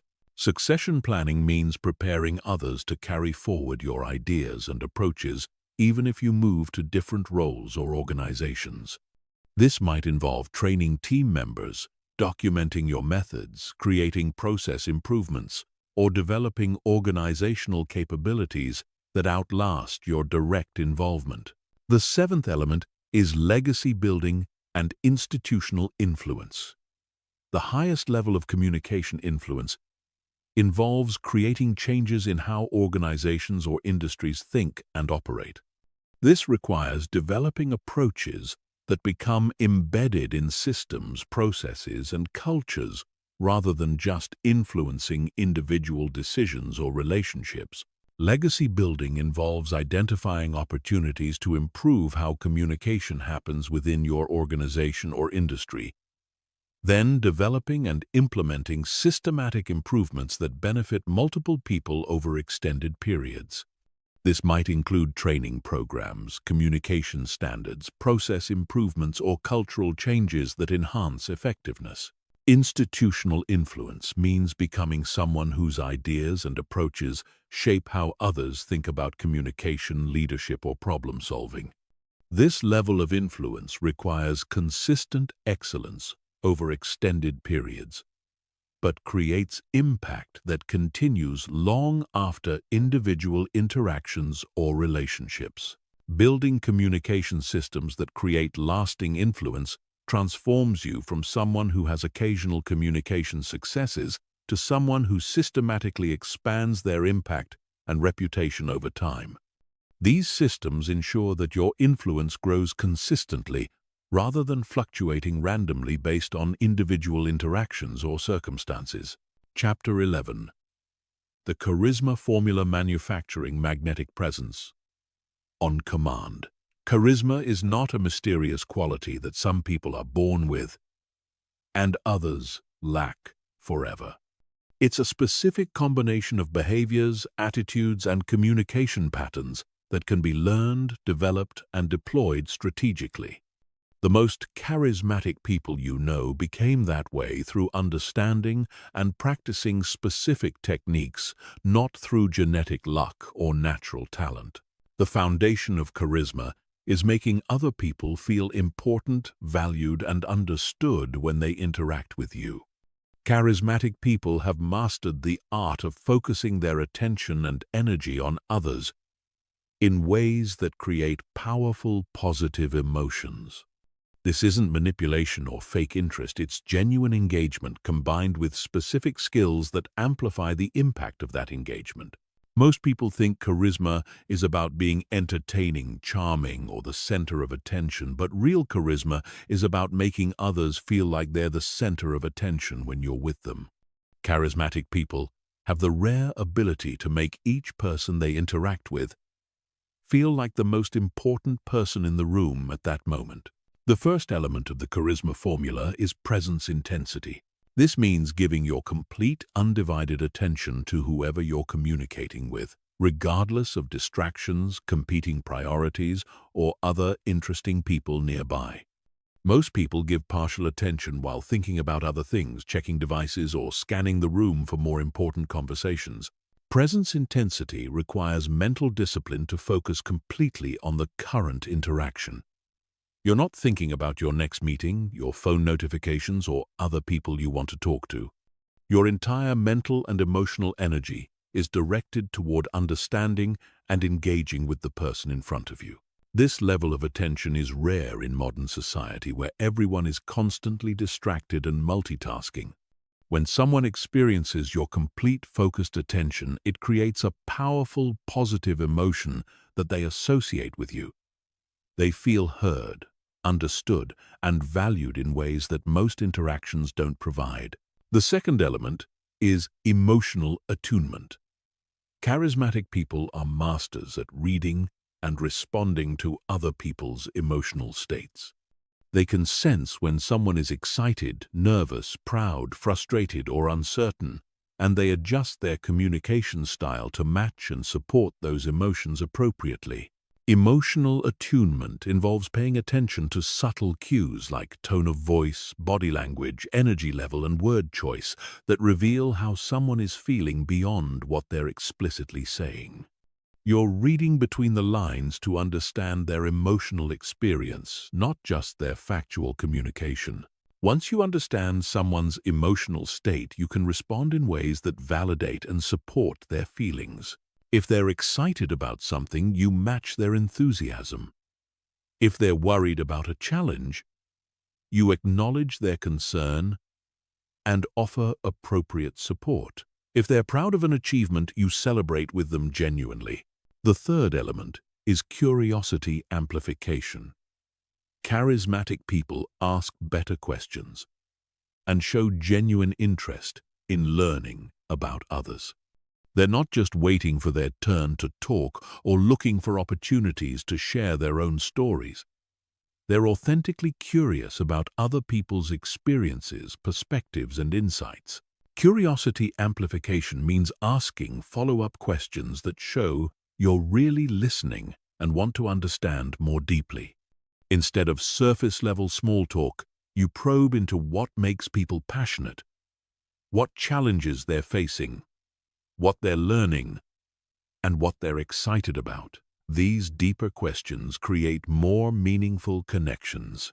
The key is that your curiosity must be genuine, not strategic. People can sense when you're asking questions just to appear interested versus when you're actually fascinated by their answers. Real curiosity creates real connection, while fake interest feels manipulative and hollow. The fourth element is energy management and contagion. Charismatic people understand that energy is contagious, and they consciously manage their energy level to create positive emotional states in others. They bring appropriate energy to different situations, whether that's calm, confidence in crisis moments, enthusiasm for new projects, or focused intensity for important discussions. Energy management requires self-awareness about your current emotional and physical state, combined with the ability to consciously adjust your energy to serve the situation and the people you're with. If you're tired or stressed, you don't let that negative energy infect your interactions. If the situation calls for high energy, you find ways to generate genuine enthusiasm. Energy contagion works because humans unconsciously mirror the emotional states of people around them, especially people they respect or admire. When you consistently bring positive, appropriate energy to interactions, people start feeling better when they're around you, which makes them want to spend more time with you. The fifth element is storytelling mastery. Charismatic people are compelling storytellers who can make ordinary experiences interesting and meaningful. They understand how to structure narratives, create emotional engagement, and use stories to illustrate points, connect with others, and create memorable shared experiences.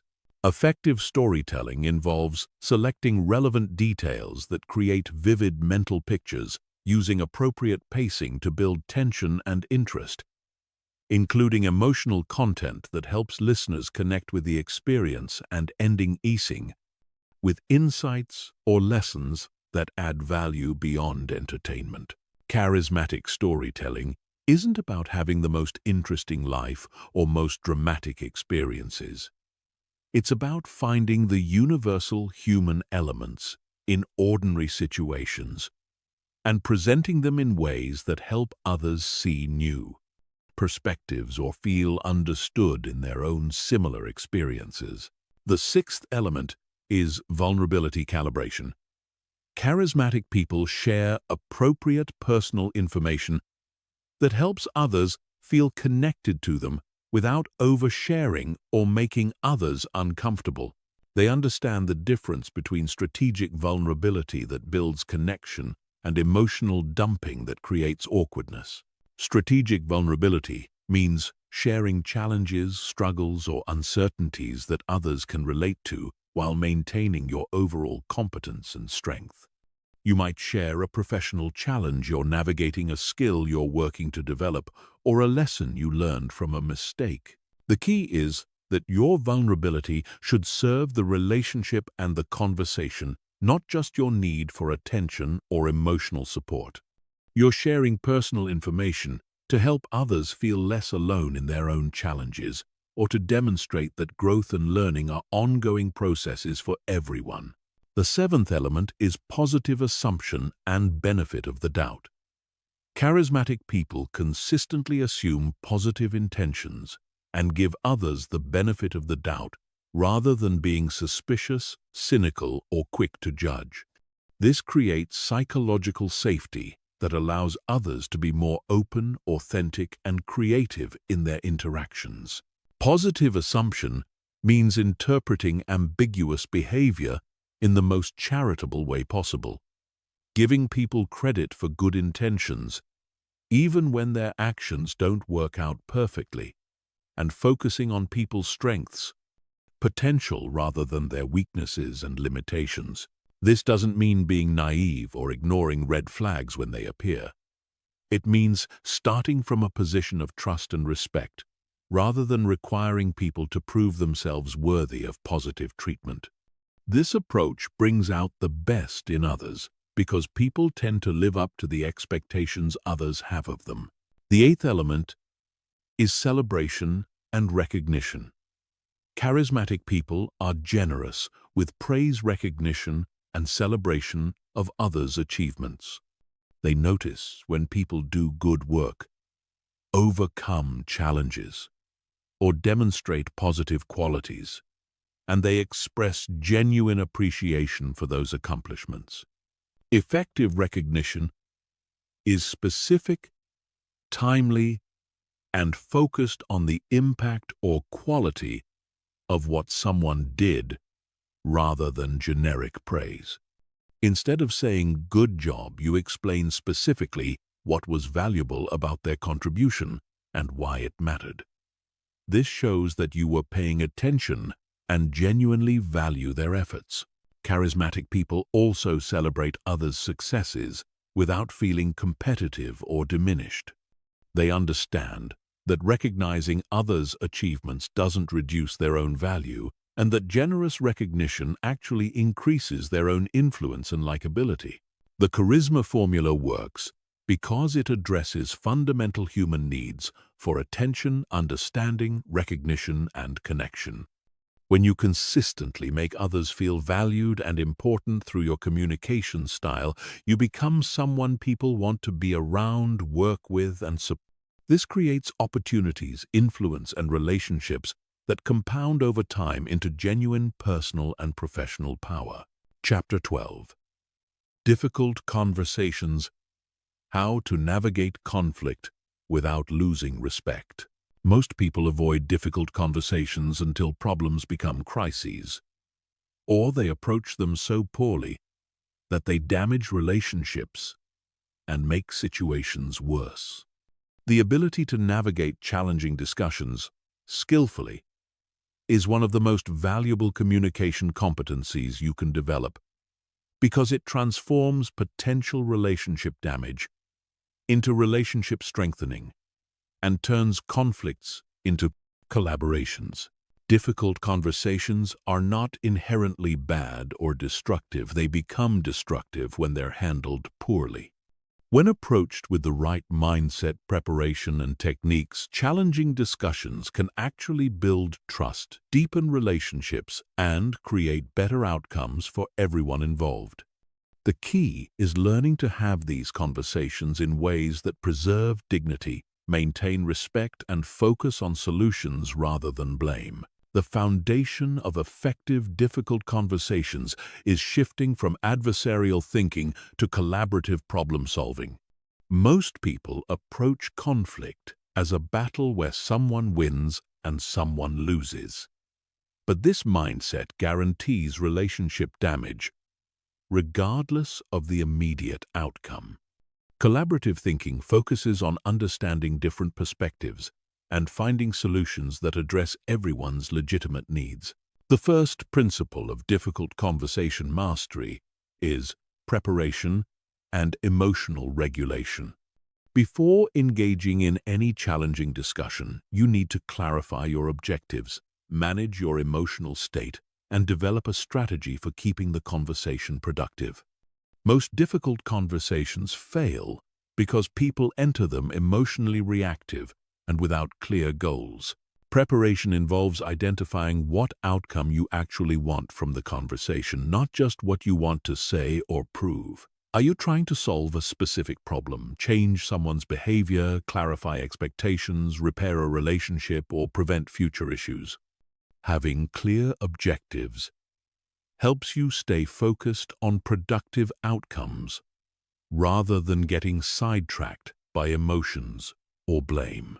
Emotional regulation requires processing your feelings about the situation before the conversation so they don't leak out in destructive ways during the discussion.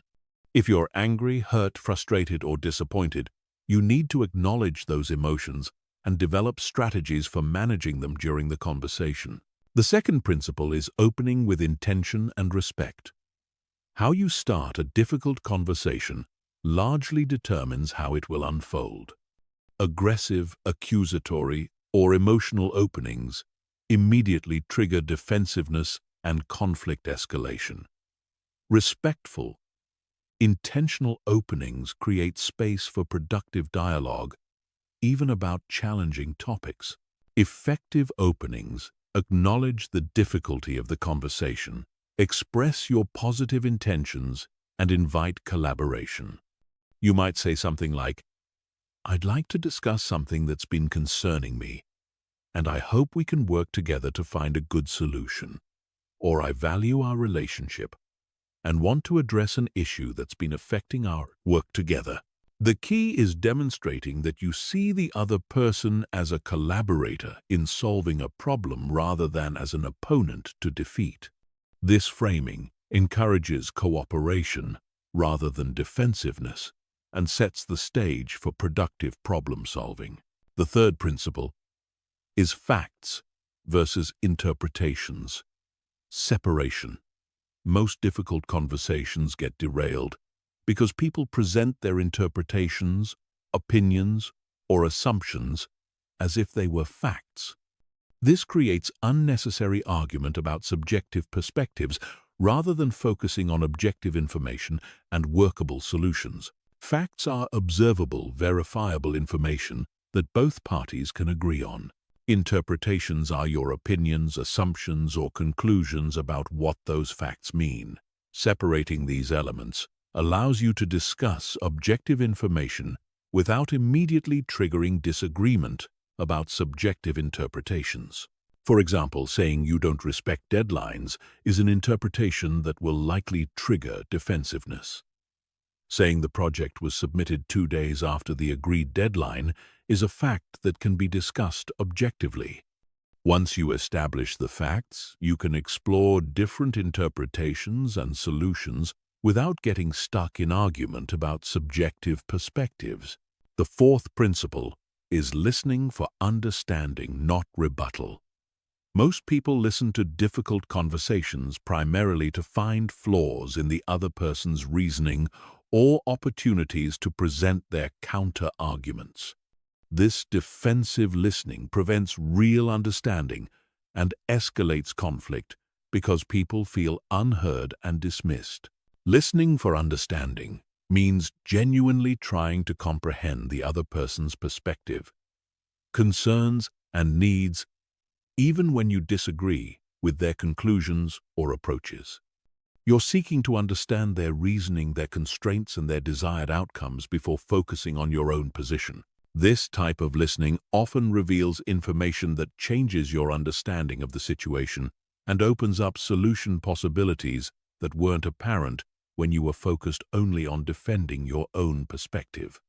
Understanding doesn't require agreement, but it creates foundation for finding mutually acceptable solutions. The fifth principle is acknowledging valid points and shared concerns. Even in conflicts, there are usually some areas of agreement or shared concern that can serve as foundation for problem solving. Acknowledging these commonalities helps de-escalate tension and creates collaborative momentum. Valid point acknowledgement means recognizing when the other person raises legitimate concerns or accurate observations, even if you disagree with their overall position or proposed solutions. This shows intellectual honesty and reduces their need to keep arguing points you've already accepted. Shared concern identification involves finding areas where you both want similar outcomes, even if you disagree about methods or priorities. You might both want project success, customer satisfaction, team harmony, or efficient processes, even while disagreeing about specific approaches. The sixth principle is solution-focused redirection. Difficult conversations can easily become stuck in problem analysis, blame assignment, or emotional venting that doesn't improve anything. Effective conversation management involves acknowledging problems and emotions, but consistently redirecting energy towards solution development and action planning. Solution-focused questions include: what would need to change for this to work better? What options do we have for addressing this concern? What would success look like from both our perspectives? And what specific steps could we take to improve this situation? These questions move the conversation from complaint to collaboration. The key is not to rush to solutions before problems are fully understood, but to prevent getting stuck in endless problem discussion without moving toward resolution. You want enough problem analysis to understand what needs to be solved, but not so much that the conversation becomes dominated by negativity and blame. The seventh principle is agreement documentation and follow through. Many difficult conversations end with verbal agreements that are later forgotten, misremembered, or interpreted differently by different parties. Effective conversation closure includes confirming what was agreed to, establishing specific next steps, and creating accountability for follow-through. Agreement documentation doesn't have to be formal, but it should include clear understanding of what each person committed to do, specific timelines for action, and planned follow-up to assess progress. This prevents the same issues from resurfacing due to unclear or unfulfilled agreements. Follow-through is crucial because broken commitments from difficult conversations often create worse relationship damage than the original problems. When you make agreements during challenging discussions, you must prioritize fulfilling those commitments to demonstrate that the conversation led to real positive change. Mastering difficult conversations transforms you from someone who avoids conflict until it becomes destructive to someone who can address problems early and constructively. This skill prevents small issues from becoming major crises, builds stronger relationships through effective problem-solving, and establishes your reputation as someone who can handle challenging situations with grace and effectiveness. Chapter 13. Digital Communication Mastery Influence in the Virtual World. The digital revolution has fundamentally changed how we communicate. But most people are still using analog communication strategies in digital environments. This mismatch between old approaches and new mediums severely limits their influence and effectiveness. Mastering digital communication requires understanding how virtual interactions differ from face-to-face communication and adapting your strategies accordingly. Digital communication removes many of the non-verbal cues that drive influence in person. Tone of voice, body language, facial expressions, energy levels, and physical presence are either completely absent or significantly diminished in digital formats. This means you must become more skilled at creating influence through word choice, message structure, timing, and strategic use of available digital tools. The absence of immediate feedback also changes digital communication dynamics. In face-to-face conversations, you can read reactions in real time and adjust your approach instantly. Digital communication often involves delayed responses, which means you must anticipate reactions and craft messages that work effectively without real-time calibration. The first principle of digital communication mastery is platform optimization. Different digital platforms have different communication norms, user expectations, and algorithmic behaviors that affect how your messages are received and distributed. What works on email doesn't work on social media. What works in video calls doesn't work in text messages.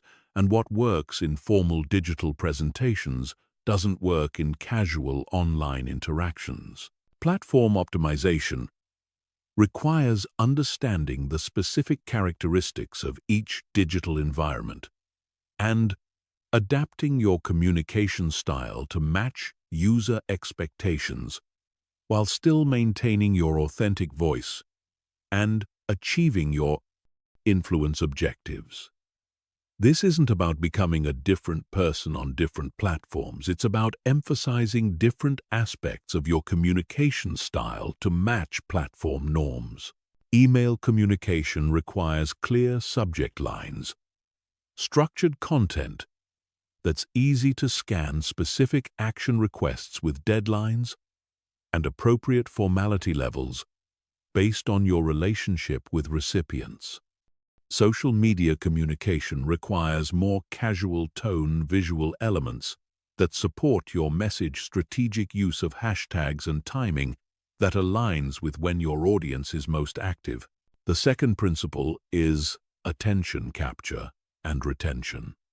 Digital environments are extremely competitive for attention, with people constantly bombarded by messages, notifications, and competing content. Your digital communication must be designed to break through this noise and hold attention long enough to deliver your message effectively.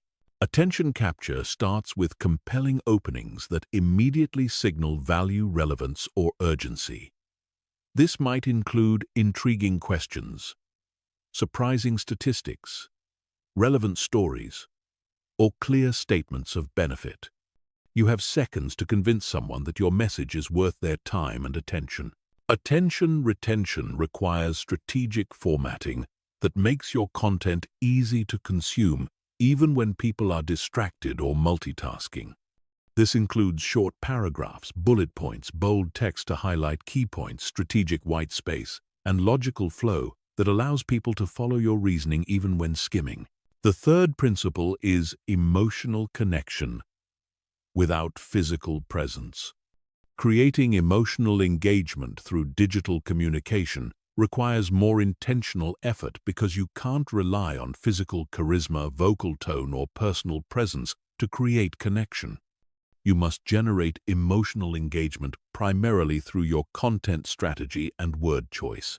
Emotional connection in digital formats comes from understanding and addressing your audience's concerns, aspirations, fears, and desires through your messaging.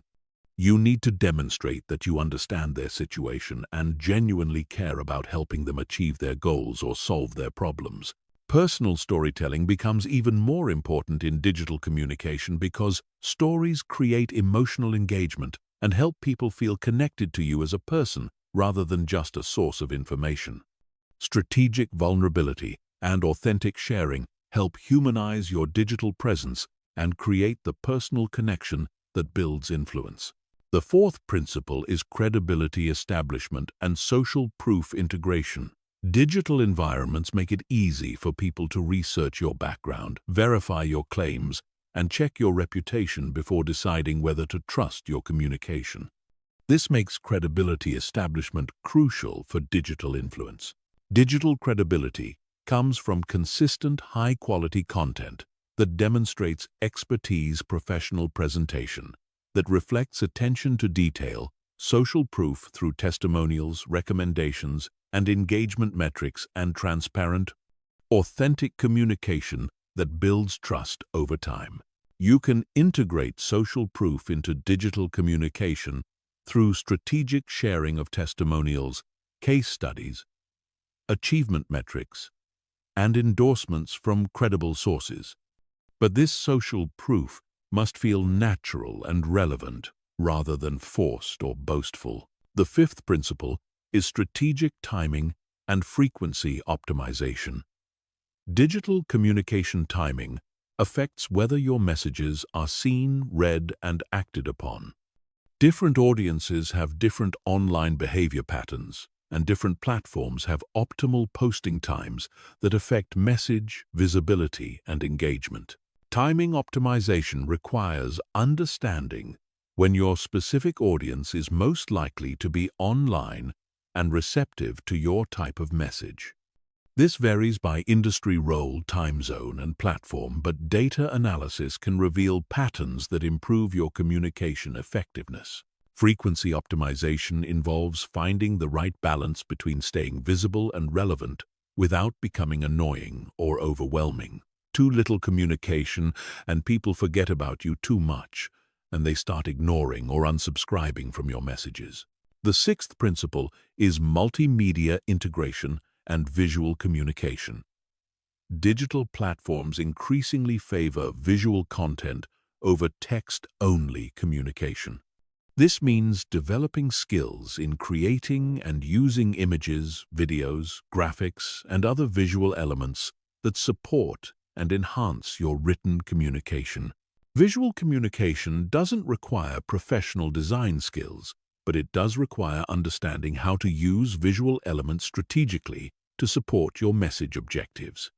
This might include infographics that simplify complex information, videos that demonstrate concepts, photos that create emotional connection, or charts that support data-driven arguments. The key is that visual elements should enhance rather than distract from your core message. They should serve specific communication purposes, not just make your content look more attractive. The seventh principle is engagement cultivation and community building.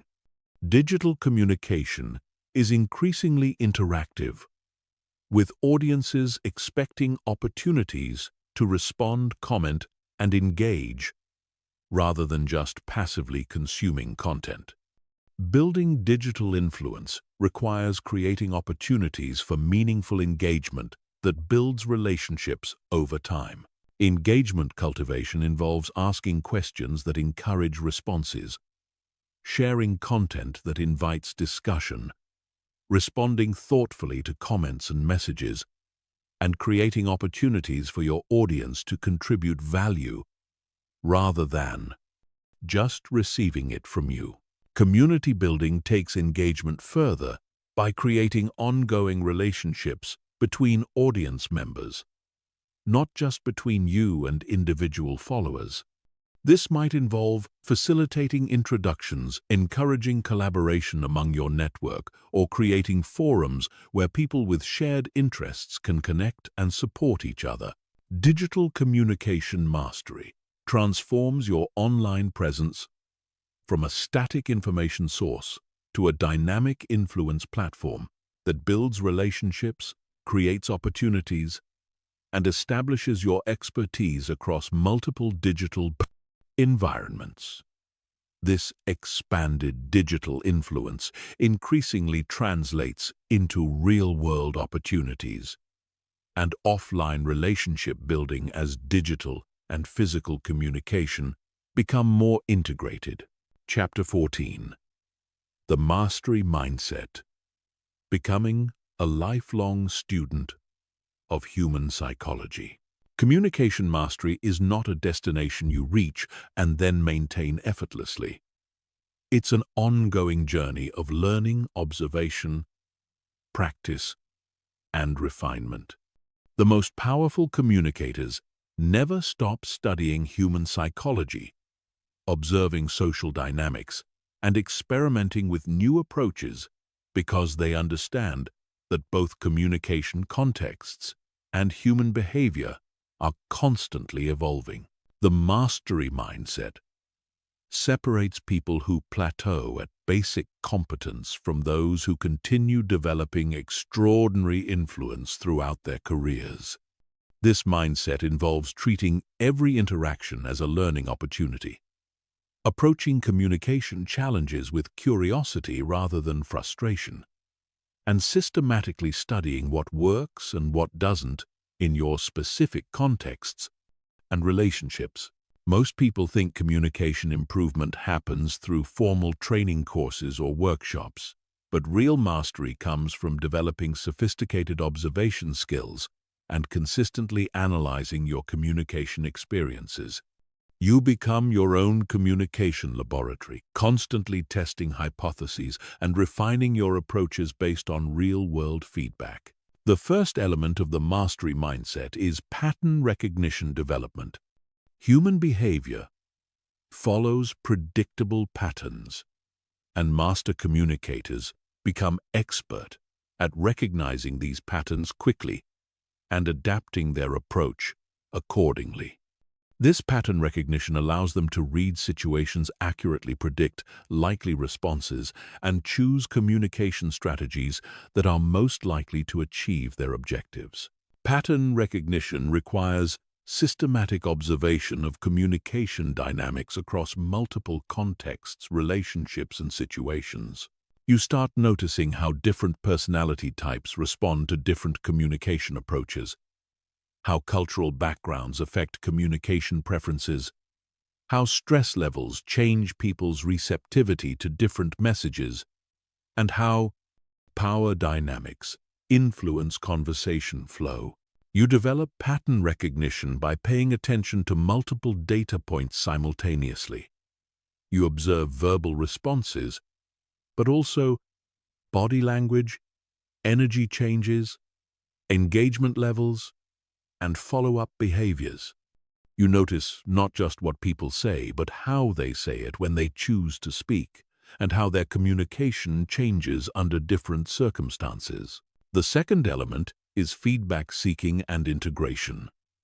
Master communicators actively seek feedback about their communication effectiveness from multiple sources and use that feedback to continuously improve their approaches. They don't assume they know how they're being perceived or what impact their communication is having. Effective feedback seeking involves asking specific questions about communication effectiveness rather than general questions about performance.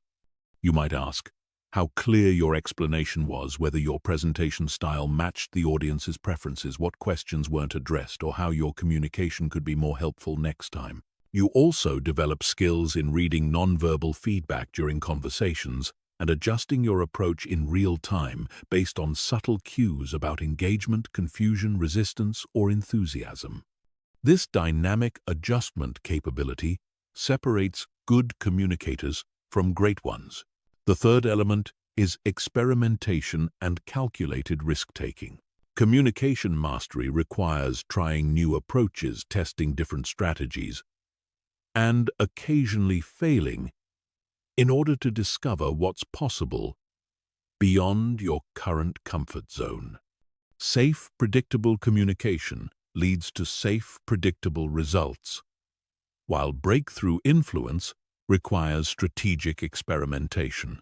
Effective experimentation involves trying new approaches in low-stakes situations first, then gradually applying successful techniques in higher-stakes contexts. You might experiment with different storytelling styles in casual conversations before using them in important presentations, or test new influence techniques with supportive colleagues before using them with challenging stakeholders. The key is that your experimentation should be thoughtful and strategic rather than random or reckless. You're testing specific hypotheses about what might work better, not just trying things randomly to see what happens. The fourth element is cross-domain learning and application. Communication insights come from many fields beyond traditional communication training, including psychology, neuroscience, sociology, anthropology, theater sales, negotiation therapy, and leadership development. Master communicators study these diverse fields and adapt relevant insights to their communication challenges. Cross-domain learning might involve studying how therapists build rapport and applying those techniques to business relationships, studying how entertainers hold audience attention and using those approaches in presentations, or studying how negotiators handle resistance and adapting those strategies for difficult conversations. The key is being able to abstract principles from one context and apply them appropriately in different contexts. This requires understanding the underlying psychology behind various techniques rather than just copying surface-level behaviors.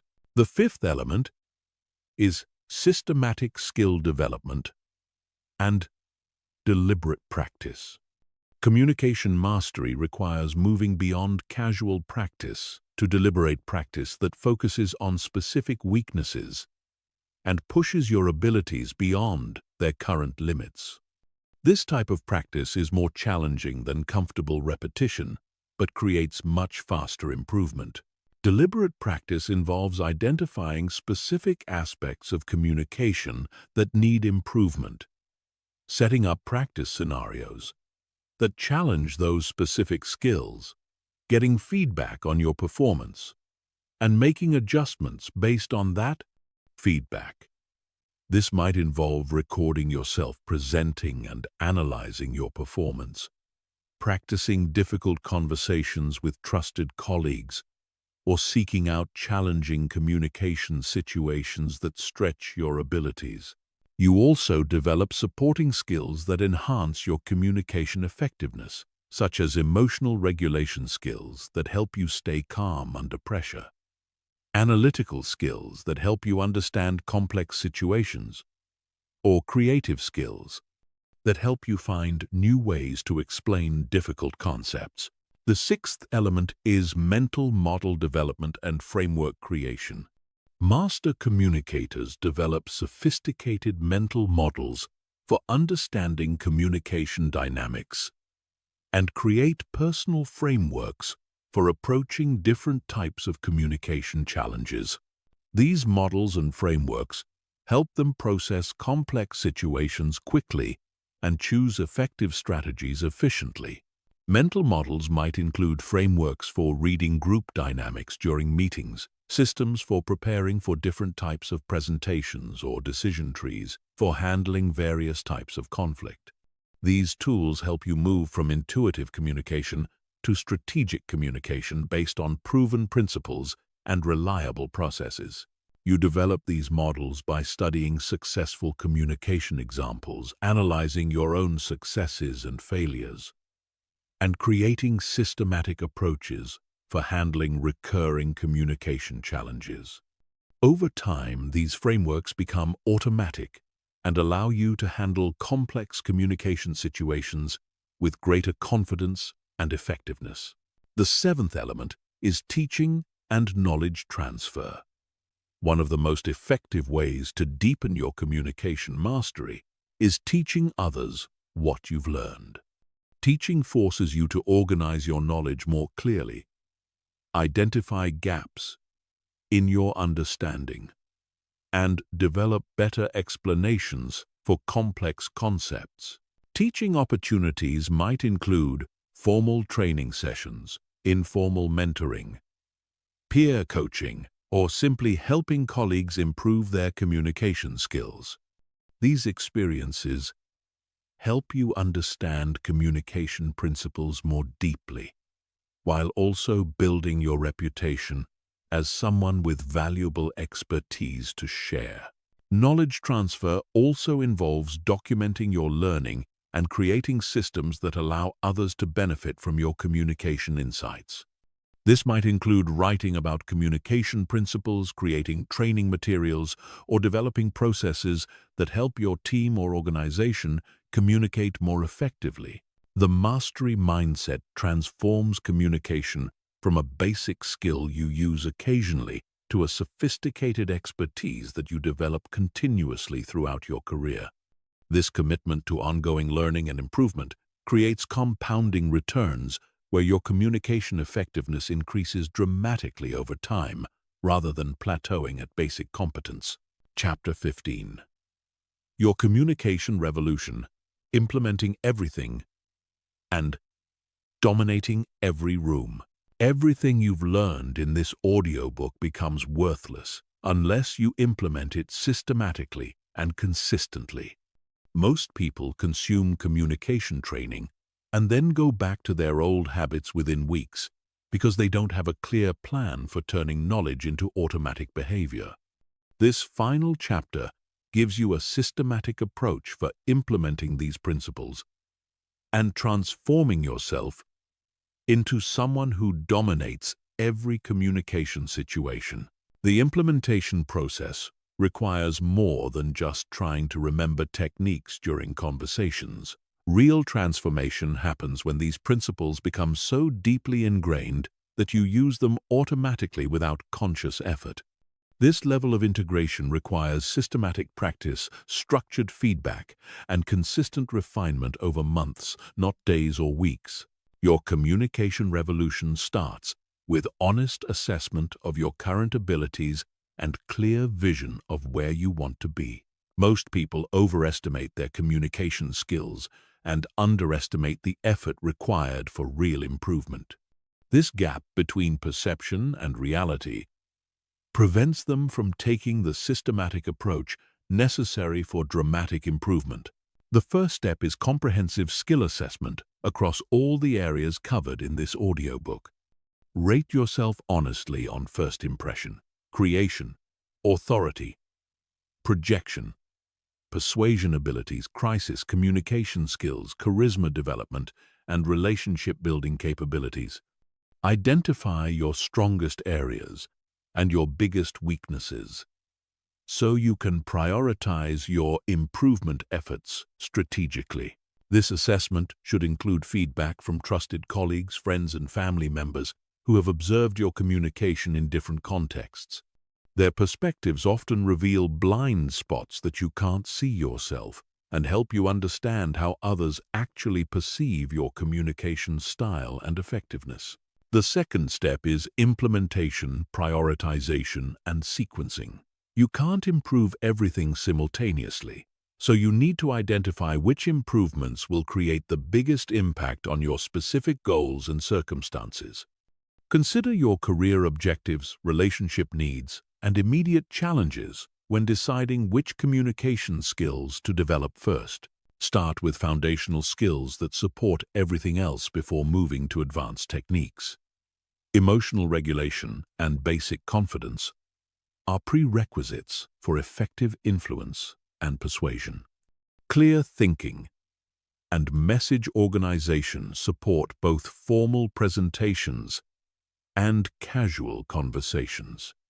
These fundamental capabilities make everything else easier and more effective. The third step is structured practice design and execution. Improvement requires deliberate practice, not just casual effort during normal conversations. This means creating specific practice scenarios that challenge your abilities, provide feedback opportunities, and push you beyond your comfort zone in controlled environments. Practice scenarios might include recording yourself presenting and analyzing your performance, role-playing, difficult conversations with trusted partners, practicing influence techniques in low-stakes situations, or joining groups like Toastmasters that provide structured feedback on communication skills. The key is that practice should be more challenging than your normal communication situations, so that real conversations feel easier rather than harder. You're building communication muscles through progressive resistance training, not just casual exercise. The fourth step is feedback system establishment and use. You need reliable ways to assess your progress and identify areas that need continued work. This requires both formal feedback mechanisms and informal observation skills that help you learn from every communication experience.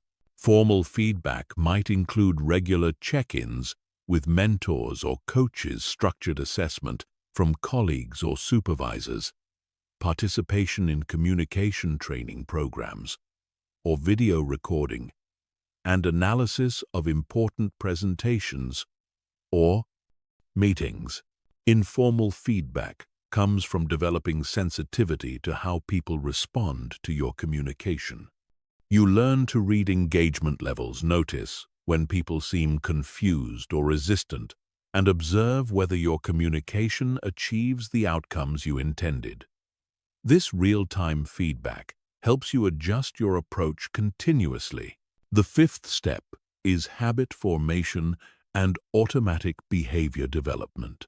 The goal is not just to know communication techniques, but to use them automatically without conscious effort. This requires consistent repetition until new communication patterns become your default responses, rather than special techniques you have to remember to use. Habit formation works best when you focus on one specific behavior at a time until it becomes automatic before adding new behaviors. You might spend weeks focusing just on maintaining better eye contact before adding strategic pause techniques, or work on emotional regulation before practicing advanced influence methods. The key is consistent, daily practice rather than intensive occasional effort. Small daily improvements compound over months into dramatic transformations, while sporadic, intense practice sessions create temporary improvement that fades quickly. The sixth step is real-world application and progressive challenge. Once you've developed basic competence through practice scenarios, you need to apply your new skills in increasingly challenging real-world situations. This might mean volunteering for presentations, taking leadership roles in difficult projects, or initiating important conversations you've been avoiding. Progressive challenge means gradually increasing the stakes and difficulty of your communication situations as your skills improve. You start with low-risk situations where mistakes won't have serious consequences, and gradually work up to high-stakes communications where your skills can create significant opportunities or outcomes. The seventh step is continuous refinement and advanced development. Communication mastery is a lifelong journey, not a one-time achievement. Even after you've transformed your basic communication effectiveness, you can continue developing more sophisticated capabilities that create even greater influence and impact.